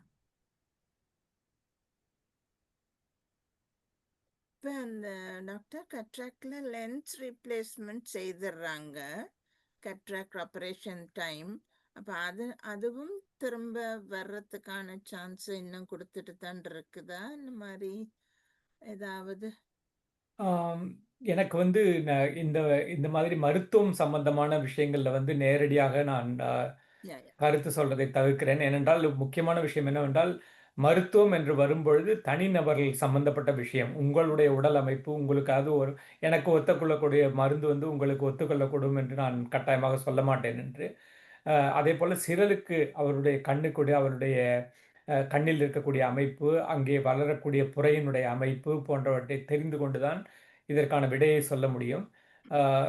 எனவே வந்து இந்த இன்ட்ராக்குலர் லென்ஸ் என்று சொல்லப்படக்கூடிய நீங்கள் கண்ணில் பொருத்தப்படக்கூடிய புது லென்ஸ் என்பது அது வந்து அதிலும் இது இந்த வருமா என்று கேட்டால்தான் நான் எனக்கு தெரிந்த வகையில் கேட்ராக்ட் என்பது வந்து உங்களுடைய விழி படலத்தின் மேல் கருமணியின் மேல் வளரக்கூடிய ஒரு விஷயம். அது வந்து கட்டாயமாக திரும்பவும் வளருவதற்கான சாத்தியங்கள் இருக்கின்றன. ஏனென்றால் அது வந்து உங்களோட கண்ணில் இருக்கக்கூடிய ஒரு புரதங்கள், அந்த புரோட்டீன் என்று சொல்லப்படக்கூடிய புரதங்கள் வந்து ஒரு படலமாக படியக்கூடிய ஒரு விஷயம். அது வந்து அந்த புரதம் வந்து மீண்டும் உங்களுக்கு வரக்கூடும். ஆனால் மிகவும் நாளாகும். அது உடனடியாக வராது. அதுக்கு மிகவும் நாளாகும். அதை ஓரளவுக்கு தடுப்பதற்கான சாத்தியங்களும் இருக்கின்றன சொல்வார். கட்டாயமாக இதுக்கு வந்து ஒரு கண்டாக்டர் தான் பதில் சொல்ல வேண்டும். எனக்கு வந்து நான் ஒரு பொறியியல் ஆய்வாளன் தான். டாக்டர், மார்னிங் டைம்லையும் அந்த சூரியன் கொஞ்சம் நாங்க இப்ப கன்னியாகுமரியில எல்லாம் போய் சூரியோதயம் எல்லாம் பார்க்கும் போது அதுலயும் கொஞ்சம் ரெடிஷ் கலர் இருந்துட்டு தானே அப்புறம் ப்ளூ ஆகுது. கட்டாயமா அது என்னன்னாக்க மார்னிங்லயோ ஈவினிங்லயோ உங்களுக்கு வந்து சூரியனுடைய ஒளியை மாறுவது கிடையாது. கட்டாயமா சூரியனுடைய ஒளி ஒரே மாதிரி தான் இருக்கு. அது எந்த கோணத்திலிருந்து நீங்க பாக்குறீங்கிறத பொறுத்து அதாவது ஒரு சரிவான கோணத்திலிருந்து பார்த்தீங்கன்னா சிவப்பு சம்பந்தமான வெளிச்சங்கள் வந்து உங்களுடைய கண்ணுக்கு நேரடியாக வரும். உச்சிக்கு போகும்பொழுது நேரடியாக செங்குத்து திசையிலிருந்து பார்க்கும் பொழுது அது வெள்ளையாக மாறும். அது அதனால வந்து காலையிலும் மாலையிலும் நீங்கள் வந்து சூரியன் வந்து பார்க்கக்கூடிய கோணம் வந்து மிகவும் குறைவாக இருப்பதால் சிவப்பு ஒளி மிகவும் அதிகமாக கண்ணுக்கு செல்கின்றது உங்களுக்கு. அதனால்தான் அப்படி இருக்கிறது. ஒரு முக்கியமான விஷயம் என்னவென்றால், காலையில் நீங்கள் சூரியோதயத்தை பார்த்தீர்களானால் மிக குறைந்த நொடிகளிலேயே கிட்டத்தட்ட ஒரு 15-20 நொடிகளிலிருந்தே அது சிவப்பு விளக்கிலிருந்து மாறி போய் அது வந்து ஊதா நிறத்திற்கு, அது வானம் வந்து நீல நிறமாக மாறிவிடும். ஆனால் மாலையில் கிட்டத்தட்ட ஒரு 3-3:30 மணிக்கு கலர் மாறத் தொடங்குகின்ற வானம் அது மெதுவாகத்தான் மாறி அது வந்து மங்கலான வெளிச்சத்தில் சென்று அதுக்கு பிறகுதான் அது வந்து சூரிய அஸ்தமனம் நடக்கும். அதனால் மாலை நேரத்தில் இந்த இந்த வார்ம் ஒயிட் என்று சொல்லப்படக்கூடிய மஞ்சள் கலந்த வெயில் வந்து மிகவும் அதிகமாக இருக்கும் கட்டாயமாக. வந்து அப்ப நாங்க சூரிய நமஸ்காரம் எல்லாம் அவங்க மார்னிங்ஸ்ல செய்தது. சூரிய நமஸ்காரம் என்பது, அதாவது சூரிய நமஸ்காரம் என்பதே இது வந்து என்னை பொறுத்தவரை எப்படி என்னவென்றால், நீங்கள் சூரியனுக்கு வெளியில் சூரியனுடன் தொடர்பு கொண்டு இருக்க வேண்டும். சூரியனை ஏன்னா நம்முடைய வாழ்க்கையே சூரியனை சுற்றி தான் இருந்திருக்கிறது. நான் முதலில் சொன்னது போல நாம் வேட்டையாடுவதோ, விவசாயம் செல்வதோ, அல்லது வந்து கனிகளை திரட்டுவதோ, இது போன்ற விஷயங்கள் எல்லாமே வந்து சூரியனுடைய சம்பந்தப்பட்டுதான் இருக்கிறது. அதை வணங்குவதற்காக, அதுக்கு நன்றி கூறுவதற்காக உருவான ஒரு வழிமுறை அது. சூரிய நமஸ்காரம் என்பது வந்து சூரிய ஒளி, உங்களுக்கு பகல் நேர சூரிய ஒளி, காலை நேர சூரிய ஒளி உங்களுக்கு நல்ல பலனை தரும் என்பது மிகவும் முக்கியமான உண்மை. ஆனால் ஒரு மிகவும் முக்கியமான ஒரு விஷயம் என்னவென்றால், எந்த நேரத்திலும் சூரியனை நீங்கள் நேரடியாக பார்க்கக்கூடாது. சூரியன் மிகவும் பிரகாசமானது. சூரியனுடைய ஒளி நேரடியாக உங்களுடைய கண்ணில் பட்டால் உங்கள் கண்ணில் அதில் இருக்கக்கூடிய யூவி என்று சொல்லப்படக்கூடிய புற ஊதா கதிர்கள் வந்து கண்ணை சென்றடையும். அந்த மாதிரி செல்லும் பொழுது உங்கள் கண்ணில் கேட்ராக்ட் வருவதற்கான சாத்தியம். கேட்ராக்ட் வருவதற்கு ஒரு முக்கியமான விஷயம் என்னவென்றால் தொடர்ந்து யூவி நம்முடைய கண்ணில் படுவது தான் அது. அதற்காக தான் இந்த ஊர் மாதிரி சில நேரத்தில் நீங்கள் இங்கே இருக்கக்கூடிய கோடை காலங்களில் பார்த்தீர்களானால் காலை 5 மணிக்கெல்லாம் சூரியன் உதித்து இரவு 8 மணி 9 மணி வரைக்கும் சூரியன் இருக்கும் வந்து. அதனால் வந்து நம்முடைய யூவி என்று சொல்லப்படக்கூடிய புற ஊதா கதிர்கள் வந்து தொடர்ச்சியாக கண்ணில் பட்டுக்கொண்டே இருப்பதால் இங்கே வந்து கருப்பு கண்ணாடி அணிய வேண்டும் என்று சொல்வார்கள். இங்கே வந்து பகல் நேரத்தில் நீங்கள் வெளியே சென்றீர்களானால் நம்ம ஊரில் அது அவ்வளவு தூரம் தேவைப்படாது. இங்கே இருக்கும் பொழுது உங்களுக்கு கோடை காலத்திலும் சரி அதிக குளிர்காலத்திலும் பனியிலிருந்து சூரிய ஒளி எங்கிருந்தா எல்லா இடங்களிலிருந்தும் எதிரொலித்து உங்கள் கண்ணுக்கு வருவதால் மிகவும் பிரகாசமாக இருக்கும். அதை தவிர்ப்பதற்கு நீங்கள் சூரிய கண்ணாடிகளை அணிய வேண்டும் என்று சொல்வார்கள். அதாவது சூரிய நமஸ்காரம் என்று சூரியனை வெளியில் சென்று சூரிய ஒளியை நீங்கள் உள்வாங்கிக் கொள்வது நல்லது. ஆனால் சூரியனை நேரடியாக பார்ப்பது நல்லது கிடையாது. குறிப்பாக இந்த மாதிரி ஊர்கள் இந்த துருவ பிரதேசங்களில் இருப்பவர்கள் சூரியனை நேரடியாக பார்ப்பதை தவிர்க்க வேண்டும். நன்றி டாக்டர். சாரி ஐயா, சொல்லுங்க. இப்ப நாங்கள் அந்த சூரிய ஒளியை நேரடியாக பார்க்கக்குள்ள பிரகாசமானதை பார்க்கக்குள்ள எங்களுக்கு ஒரு பிளாக் அவுட் மாதிரி ஒரு இருட்டு வந்துருக்குது. அதான் ஒரு இருட்டு மாதிரி ஒரு பிளாக் அவுட் மாதிரி வந்துடுது. அப்போ சரியான நேரத்துல பார்க்கக்குள்ள எங்களுக்கு உடனே ஒன்றும் தெரியாத ஒரு நிலைமை மாதிரி வருகுது. அதனுடைய நீங்க சொல்ற மாதிரி நாங்க சரியான நேரடியாக சூரிய ஒளியை பார்க்கறது எங்களுக்கு கண்ணுக்கு கூடாதுன்றதான் உங்களோட கருத்தை மட்டும் நினைக்கிறேன். அது என்னவென்றால் நீங்கள் சொல்வது என்ன விஷயம் என்னென்றால் கண்ணின் தக அமைதல் என்று சொல்வார்கள் தமிழில். ஆங்கிலத்தில் வந்து அடாப்டேஷன் ஆஃப் லைட் என்று சொல்வார்கள். அதாவது நீங்கள் மிகவும் குறைவான வெளிச்சத்தில் இருந்தாலும் சரி, மிகவும் பிரகாசமான வெளிச்சத்தில் இருந்தாலும் சரி, உங்கள் கண் எல்லா நேரத்துக்கு ஏற்றபடி தன்னைத்தானே தகவமைத்துக் கொள்ளும். அதற்கு ஏற்றபடி உங்களால் பார்வையை மாற்றிக்கொள்ளும். அது வந்து இது வந்து கண்ணின் தக அமைதல் என்று பெயர். அதற்கு அடாப்டேஷன் ஆஃப் ஐ என்று சொல்வார்கள். இதற்கு வந்து நீங்கள் மிக பிரகாசமான சூரியனை பார்க்கும் பொழுது இந்த தக அமையும் தன்மைக்கும் தாண்டி பிரகாசமானது சூரியன் அது வந்து. எனவே வந்து உங்களுடைய கண் முழுவதுமாக பிளாக் அவுட் ஆவதற்கு வாய்ப்புகள் அதிகம். வந்து நேரடியாக சூரியனை பார்க்கும் பொழுது அது சூரியனை பார்க்கும் பொழுது மாத்திரமல்லாமல் சூரியனை பார்த்த பிறகு கூட ஆஃப்டர் எஃபெக்ட் என்று சொல்வார்கள். கொஞ்ச நேரத்துக்கு நீங்கள் வந்து பார்த்தீர்களானால் அப்படியே கண்ணில் பூச்சி பறக்கும் என்று சொல்வார்கள். வந்து கருப்பாக பூச்சி பறக்கும் என்று சொல்வார்கள். அந்த மாதிரியான ஒரு நிலம் வரும். இது நீங்கள் கண்ணை மூடிக்கொண்டு ஒரு 1-2 நொடி ஒரு 10 நொடி 15 நொடி போல கண்ணை மூடிக்கொண்டு உட்கார்ந்திருந்தீர்களானால் உங்களுக்கு வந்து தன்னால் கண் பழைய நிலைக்கு திரும்பி வரும். இது வந்து. நன்றி ஐயா. நான் திரும்ப கேள்வி கேட்கலாமோ? கேளுங்க. இந்த அவர் சொன்ன மாதிரி சூரியனை பார்க்கிறத பற்றி, ஆனால் நான் இப்ப இட்டடியில வாசிச்ச ஒரு தகவல், சூரியனை பார்க்கிறதுக்கு கண்ணை மூடிக்கொண்டு 3 நிமிஷம் காலையில சூரியனை பார்க்க சொல்லி அப்படி கேள்விப்பட்டது. மற்றது இந்த பிரம்ம முகூர்த்தம் பற்றி யாரும் சொன்னார்கள். இந்த பிரம்ம முகூர்த்தம் என்பது சூரிய உதயத்துக்கு 2 நாளிகை முன்னுக்கு இந்த பிரம்ம முகூர்த்தம் ஆரம்பம். சூரிய உதயத்துக்கு 2 நாளிகை, ஒரு நாளிகை 45 நிமிஷம், அப்படித்தான் கணக்கு பார்க்கணும். இப்ப ஊர்ல 6 மணிக்கு சூரிய உதயம், இங்க 7 மணிக்கும் இருக்குது, 7:45 இருக்கு. அப்ப அதோட சேர்ந்ததுதான் இந்த பிரம்ம முகூர்த்தம். இது பற்றி ஐயா உங்களோட கருத்தை நீங்கள் சொல்ல வேண்டும். எனக்கு வந்து இந்த பிரம்ம முகூர்த்தம் என்பது பற்றி அதனுடைய அது வந்து எதற்காக வந்து அதற்கு அந்த நேரத்தில் வந்து சூரியனை பார்க்க சொல்றதெல்லாம் பற்றி சரியாக தெரியவில்லை எனக்கு வந்து. ஆனால் பொதுவில் என்னவென்றால் நீங்கள் நன்றாக அறிவியல் ஆய்வுகள் நமக்கு காட்டுகின்ற உண்மை என்னவென்றால் எந்த நிலையிலும் சூரியனை நேராக பார்ப்பதை நீங்கள் தவிர்க்க வேண்டும். சூரியனை நேராக பார்த்தீர்களானால் உங்கள் கண்ணில் குறைபாடுகள் வருவதற்கான சாத்தியங்கள் அதிகம்.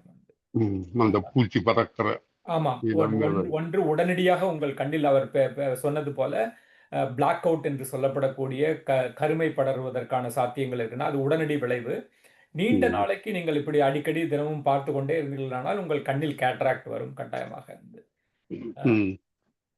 ஸோ அது அது வந்து நீண்ட நாள் விளைவு அது. நன்றி டாக்டர். ம். சூரிய ஒளி நமக்கு மிகவும் இன்றியமையாத ஒரு விஷயம். நீங்கள் அதை வந்து கட்டாயமாக பயன்படுத்திக் கொள்ள வேண்டும். ஆனால் நேரடியாக உங்கள் கண்ணில் அது விழக்கூடாது. சூரியனை பார்க்காமல் நீங்கள் தரையை பார்த்துக்கொண்டு அல்லது அல்லது வீடுகளை பக்கத்து அருகில் இருக்கக்கூடிய வீடுகளை பார்த்துக்கொண்டோ அல்லது வயல்களை பார்த்துக்கொண்டோ நீங்கள் நடந்தீர்களானால் அதனால் நல்ல பயன், மறைமுகமான சூரிய ஒளி உங்களுக்கு நல்ல பலனை தரும். நன்றி. வேறு யாராவது?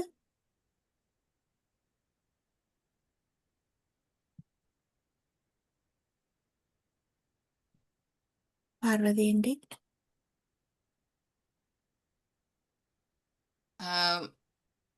ஜூட் இருக்கிறீங்க?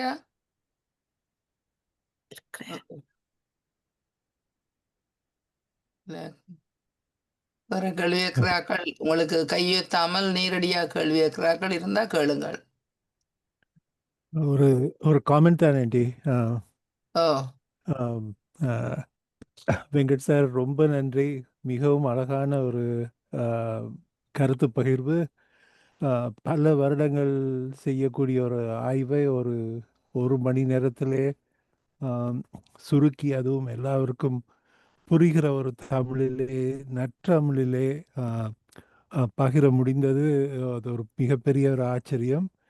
இவ்வளவு சிறப்பான ஒரு மனிதரை நாங்கள் எங்கு ஒளித்து வைத்திருந்தோம் என்று இதுவரை தெரியவில்லை. வசந்தம் குடும்பத்துக்கு தொடர்ந்து வாருங்கள். எங்களோடு உங்களுடைய அறிவாராய்ச்சிகளை பகிர்ந்து கொள்ளுங்கள். சுஜாதா, எழுத்தாளர் சுஜாதா அவர்களுடைய ஒரு பேச்சை கேட்டது போல இருந்தது. அறிவாற்றலும் அழகு தமிழும் சேர்ந்த ஒரு அருமையான பேச்சு. மிகவும் நன்றி. நன்றி. நன்றி டாக்டர். உங்களுடைய கருத்துக்களுக்கும் பாராட்டுகளுக்கும் நன்றி. கட்டாயமாக வசந்தம் செயல்பாடுகள் வந்து நம்முடைய சமூகத்துக்கு மிகவும் முக்கியமானவை. அதாவது நம்முடைய சமூகத்தில் நாம் தவறவிடக்கூடிய ஒரு முக்கியமான விஷயம் என்னவென்றால், பல விஷயங்களை நாம் பார்த்துக்கொள்வோம். நமக்கு பாரம்பரியமாக இந்த மனநலம் சம்பந்தப்பட்ட விஷயங்கள் வந்து நமக்கு அவ்வளவு தூரம் சரியாக வருவதில்லை. என்னவென்றால், நமக்கு பாரம்பரியமாக ஒரு கூட்டு குடும்பம் சேர்ந்த ஒரு சின்ன கிராமங்கள், கிராம அமைப்புகள், ஒருவரை ஒருவர் பார்த்து கொள்வது, அவர்களுக்காக இவர்கள் ஆங்கிலத்தில் சொல்வார்கள், ஐ ஹாவ் யுவர் பேக் என்று சொல்வார்கள். அது எப்பொழுதுமே அவரை பார்த்து கொள்வது என்று. அந்த மாதிரியான ஒரு அமைப்பிலேயே நம்முடைய சமூகம் எப்பொழுதுமே வளர்ந்து வந்ததன் காரணமாக நமக்கு வந்து இதற்கு ஒரு அமைப்பு ரீதியாக ஒரு மனநலத்தை பேணுவது, அமைப்பு ரீதியாக ஒருவருக்கு ஒருவர் உதவி கொள்வது, எப்படி வந்து அதாவது இந்த ட்ரக் என்பதுக்கு போன்ற விஷயங்களால் பாதிக்கப்பட்டவர்களுக்கு எப்படி உதவுவது, அல்லது வந்து டொமஸ்டிக் வயலன்ஸில் இருப்பவர்களுக்கு எப்படி உதவுவது, வயதானவர்களுக்கு எப்படி உதவுவது, நோயுற்றவர்களுக்கு எப்படி அமைப்பு ரீதியாக உதவி செய்வது என்பது வந்து நம்முடைய சமூகம் வந்து இப்பொழுதுதான் கற்றுக்கொண்டு வருகின்றது. இதற்கு முன்னால் வந்து நாம் குடும்பம் சார்ந்த அமைப்பு வழியாகவும், கிராமம் சார்ந்த அமைப்பு வழியாகவும் தான் இதை செய்து கொண்டிருந்தோம். அந்த விஷயத்தில் வந்து வசந்தம் செய்யக்கூடிய காரியம் வந்து மிகவும் நம்முடைய சமூகத்துக்கு மிகவும் தேவையான ஒரு அத்தியாவசியமான ஒரு விஷயம் என்று நான் கருதுகின்றேன். இதில் என்னான அளவு சிறிய ஒரு ஒரு ஒரு ஒரு உரையை தர முடிந்தது எனக்கு மிகவும் நன்றி. தொடர்ந்தும் அமைப்புடன் இணைந்து செயல்படுவதில் ஆர்வமாக இருக்கிறேன். மிக மிக நன்றி. உங்களை போல இந்த 100 நிகழ்வுகளை நாங்கள் செய்திருக்கிறோம். மிக அண்மையில் தான் நாங்கள் தனியே ஒவ்வொருத்தரை இந்த நிகழ்வுகளுக்கு அழைத்து கொண்டு வருகின்றோம். ஏனென்னா நேரம் போதாமல் இருக்கின்றது. மற்ற ஒரு 3 பேரை நாங்கள் அழைத்து அவர்களுடைய கருத்தாடலை கேட்டுக்கொண்டு தான் இருந்தோம். நாங்கள் பார்த்தோம் நிறைய விஷயங்களை நாங்கள் அதால் இழக்கின்றோம். அதனால தான் இப்பொழுது நாங்கள் அந்தந்த துறையிலே பாண்டித்யமானவர்களை அழைத்து முழுமையாக அவருடைய ஆலோசனைகளையும் அவருடைய கருத்துக்களையும் அறிந்து மற்றவர்கள் கேள்வி கேட்கக்கூடியதாக இருக்கும் என்ற வகையிலே இப்பொழுது நாங்கள் கூடுதலாக தனித்தனியானவர்களை அழைக்கின்றோம். அத்துடன் இந்த வசந்தம் முதியோர்களுக்கான சேவை 99ஆம் ஆண்டு தொடங்கினது. தொடர்ச்சியாக நாங்கள் ஒவ்வொரு கிழமையும் அவர்களுக்கும் கருத்தாடல்களை நேரடியாகவே வைத்திருக்கின்றோம். வியாழக்கிழமைகளிலே பல முதியோர் அங்கு வந்து பங்கு பற்றி யோகா பயிற்சிகள், வேறு நிறைய முதியோர்களுக்கு விஷயங்கள் நன்றாக தெரியும். இதில் பேசினவர் ஆம்,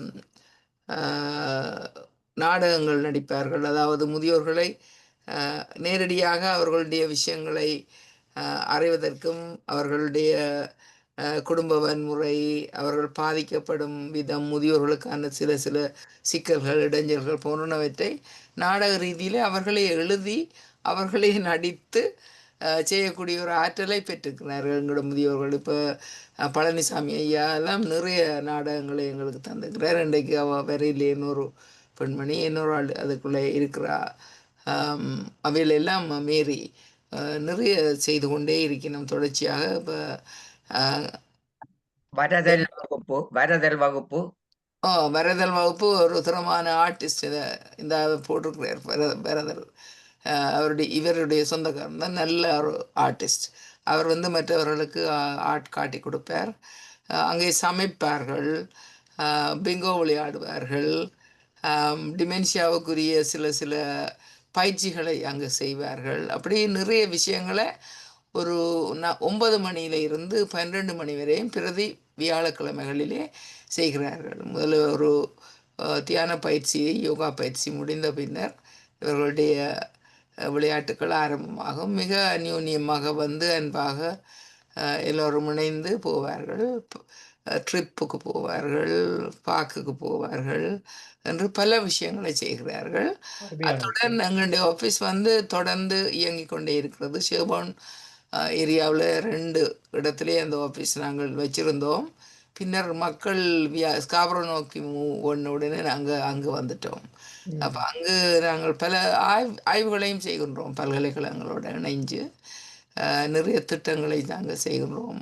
குழந்தைகளுக்கு கூட திட்டங்கள், நாங்கள் குழந்தைகள் முதியோரை இணைச்சு சில திட்டங்கள், அவ்வாறு மனநலம் சார்ந்த திட்டங்கள், குறிப்பாக அடிக்ஷன், போதைக்கு அடிமையாதல் அல்ல போதைக்கு அடிமையாதல், அதால ஏராளமான பிரச்சனை. இந்த இலங்கை தமிழர்கள் இங்கு வந்தது யுத்தத்தின் பின்னர், நீண்ட யுத்தத்தின் பின்னர். அந்த யுத்தத்தால் ஏற்பட்ட பாதிப்பு, ட்ரோமா கவுன்சிலிங். ராஜினி இப்போ கடைசியாக கேள்விகளை வழிநடத்துபவர். அவர்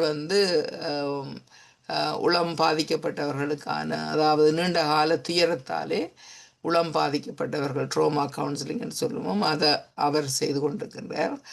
ஜூட்டன் இப்போ உங்கள்கிட்ட கேள்வி கேட்டார். அவர் போதை வஸ்து கடுமையான குரூப்புக்கு ஒரு ஆலோசகராக நிறைய சேவைகளை செய்து வருகின்றார். அதிலே கிட்டத்தட்ட 70% 80% திருந்தி நல்ல நிலைக்கு மாறுகிறார்கள் என்பதை நாங்கள் எங்களுடைய இதில் கண்டிருக்கின்றோம். அருமையான விஷயம். நன்றி.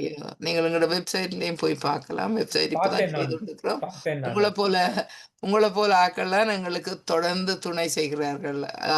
நாங்கள் வாலண்டியர்ஸ் எடுத்து தான் அதில் செய்கிறோம். எழில் சுப்பிரமணியம் என்ற ஒரு பையன், அவர் நீண்ட காலமாக எங்களுக்கு இளைஞர்களுக்கான சில வழிகாட்டல்களை செய்து கொண்டிருந்தார். அத்துடன் யோகா பயிற்சியும் அவர் வசந்தத்தோடு நீண்ட காலமாக செய்தார்.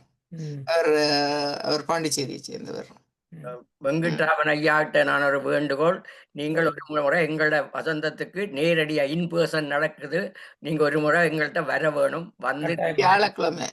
வியாழக்கிழமையில நடக்குது. ஒரு முறை எங்களோட நேரடியாக தொடர்பு கொண்டு நீங்க கதைக்க வேணும். மற்றது உங்களுக்கு ஒரு நன்றி சொல்லணும். என்னென்னா, நீங்கள் வெளிப்படையாக ஒரு அலுவலை சொல்றீங்க, எனக்கு இந்த ஃபீல்டில் இது இல்லாத விஷயம் நான் சொல்ல மாட்டேன் என்று சொல்லி, அது நீங்கள் ஒரு புலியான வழியாக சொல்லாம ஏற்றுக்கொண்டு நீங்க அதை சொல்லிடுறீங்க. அது ஒரு உண்மையாக அது போற்றப்பட வேண்டியது. இது என்னுடைய ஃபீல்டு இல்லை என்று சொல்லி நீங்க அதை சொல்றீங்க. அப்படி சொல்றதால எங்களுக்கு இது ஒரு நல்ல விஷயம். வேண்டாம், தெரியாததை நீங்க சொல்லி மிஸ்லீட் பண்ணாம தெரியாதுன்னு சொல்றது உண்மையிலேயே ஒரு போற்றக்கூடிய விஷயம். நான் அதுக்கு நன்றியா சொல்றேன். நீங்க 2 விஷயத்தை, லைட்டையும் கண்ணையும் கொண்டு எங்களுக்கு ஒப்பிட்டு காட்டியிருக்கிறீங்க. இது ஒரு விசேடமான போக்கு. முதல் கண்ணை பற்றி மட்டும் சொல்லாம எப்படி லைட் என்றதை முதல் நீங்க லைட்டுகளை பற்றியும் அந்த எப்படி மாறி மாறி வந்தது, பிரதாபம் பட்டது என்றையும் போட்டிருக்கீங்க. உங்களுடைய பேச்சுகள் எங்களுக்கு எல்லாருக்கும் கவர்ந்தது. நன்றி ஐயா, உங்களுக்கு எங்களுடைய பாராட்டுகள். நன்றி. நன்றி பழனிசாமி ஐயா. கடைசியாக நான் ஒரு கருத்தை சொல்ல வேண்டும் என்று சொன்னால் பேராசிரியர் வெங்கட் அவர்கள் பேராசிரியர் பசுபதியோட மிக நெருக்கமாக பழகியவர். இங்கே அடிக்கடி அவருடைய இல்லத்துக்கு வருவார். இப்பவும் அவர் காலமானதோடைய அவற்றை தொடர்புகள் அறந்து போக இல்லை. தொடர்ந்தும் அவர் தனியே இருந்தாலும் துணைக்கு கை கொடுத்து கொண்டிருக்கின்ற ஒரு நல்லொரு குடும்ப நண்பராகவும் அவரை நான் காண்கிறேன். எனக்கு பேராசிரியர் பசுபதி அவர்களுடைய துணைவியாளர் கொஞ்சம் புத்தகங்கள் இருக்குது இளங்கோன்னு சொல்லி கேட்டதுக்கு பேராசிரியர் தான் வந்து எல்லா புத்தகங்களையும் எடுத்து எது உங்களுக்கு தேவையோ அதை எடுத்துக்கொண்டு போங்கொண்டு அப்போ கிட்டத்தட்ட ஒரு 2 பட்டி கொண்டு வந்து யாழ்ப்பாணம் யூனிவர்சிட்டிக்கும் அனுப்பக்கூடியதாக இருந்தது. அவ்வளவு தூரத்துக்கு சமூக விழிப்பும் சமூக அக்கறையும் கொண்ட ஒரு நல்லொரு மனிதர். நீண்ட காலமாக எங்கள் தமிழ்ச்சங்கத்தில் வந்து பல தரம் உரையாற்றி இருக்கின்றார் பல விடயங்களில். வெறும் எங்களுடைய அமைப்புகளோடு சேர்ந்து அவர் பயணித்து கொண்டிருக்கிறார் என்று வரைக்கும் என்னுடைய கட்டாயமாக திருவாளர் பழனிசாமி அவருடைய வேண்டுகோளை ஏற்று அவர் ஒருக்கா வருவார் என்பதில் அதை ஏற்றுக்கொண்டிருக்கிறார். அதுக்கு நன்றி. எங்களுடைய சங்கத்துல நீங்கள் புதிதாக ஒரு போட் எங்களுடைய இயக்குனர் சபை புதிதாக ஆரம்பிக்க இருக்கின்றோம். அதற்கு இப்போ புதிதாக ஒரு நல்ல ஒரு டாக்டரும் வந்து சேர்ந்துக்கிறார். அதுக்கு உங்களை போல ஆக்களுடைய பங்களிப்பு மிக நன்றாக இருக்கும். நாங்கள் அதை பற்றி உங்களுடன் உரையாடலாம். உங்களை சந்தித்ததிலும் நீங்கள் வசந்தத்துக்கு உங்களுடைய பங்களிப்பை செய்ததுக்கும் நாங்கள் மிகுந்த கடமைப்பாடு உடையவர்கள், நன்றி உடையவர்களாக இருக்கின்றோம். உங்களுக்கு மிகுந்த நன்றி. பாலு மாஸ்டர், நீங்க ஏதோ சொன்னீங்க, மியூட் பண்ணப்பட்டுட்டீங்க. இப்ப நீங்க கதைக்கலாம்.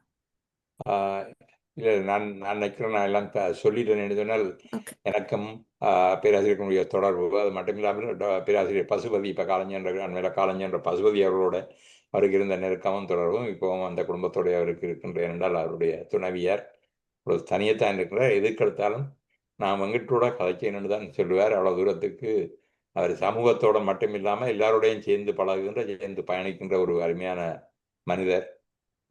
அண்மையில் நான் முதலே குறிப்பிட்டிருந்தேன், தொல்காப்பியம் என்று நடத்தின ஆண்டு விழாவுக்கும் அவர் குடும்பத்தோடு வந்து துணைவியருடன் வந்திருந்து நல்லதொரு உரையாற்றி இருந்தார். ஆகவே அவருடைய அந்த பணி எங்களுக்கு எப்போவுமே தேவைப்படும். அவர் மறக்காமல் எல்லாத்துக்கும் வருவார் என்பதையும் இந்த இடத்துல நான் சொல்லிக்கொள்ள விரும்புகிறேன். என்றால் அவருடன் நீண்ட காலமாக பழகிய அந்த நட்பு எனக்கு இருக்கிறது. அவருடைய ஒரு எங்களுக்கு முதலிலே பார்வதி சொன்னது போல ஒரு கொடை, அவர் எங்களுக்கு கிடைத்தது ஒரு பெரிய கொடை. அவருடைய இப்படியான பல விடயங்களை நாங்கள் ஏற்று பயன்படுத்தி கொள்ள வேண்டும் என்பதை இந்த இடத்துல நான் வேண்டிக் கொண்டு அவருக்கு மீண்டும் நன்றியை கூறி நன்றி, வணக்கம். நன்றி. மிகுந்த நன்றி உங்களுக்கு. இன்று இதனை கேட்க வந்திருந்த அனைவருக்கும், இதனை வழிநடத்திய ராஜினிக்கும், இந்த முயற்சிக்கு கணனி உதவிகளை வழங்கிய எங்களுடைய ஜெயந்தினி ரவீந்திரனுக்கும் நன்றியை கூறிக்கொண்டு விடைபெறுகின்றோம். நன்றி. நன்றி.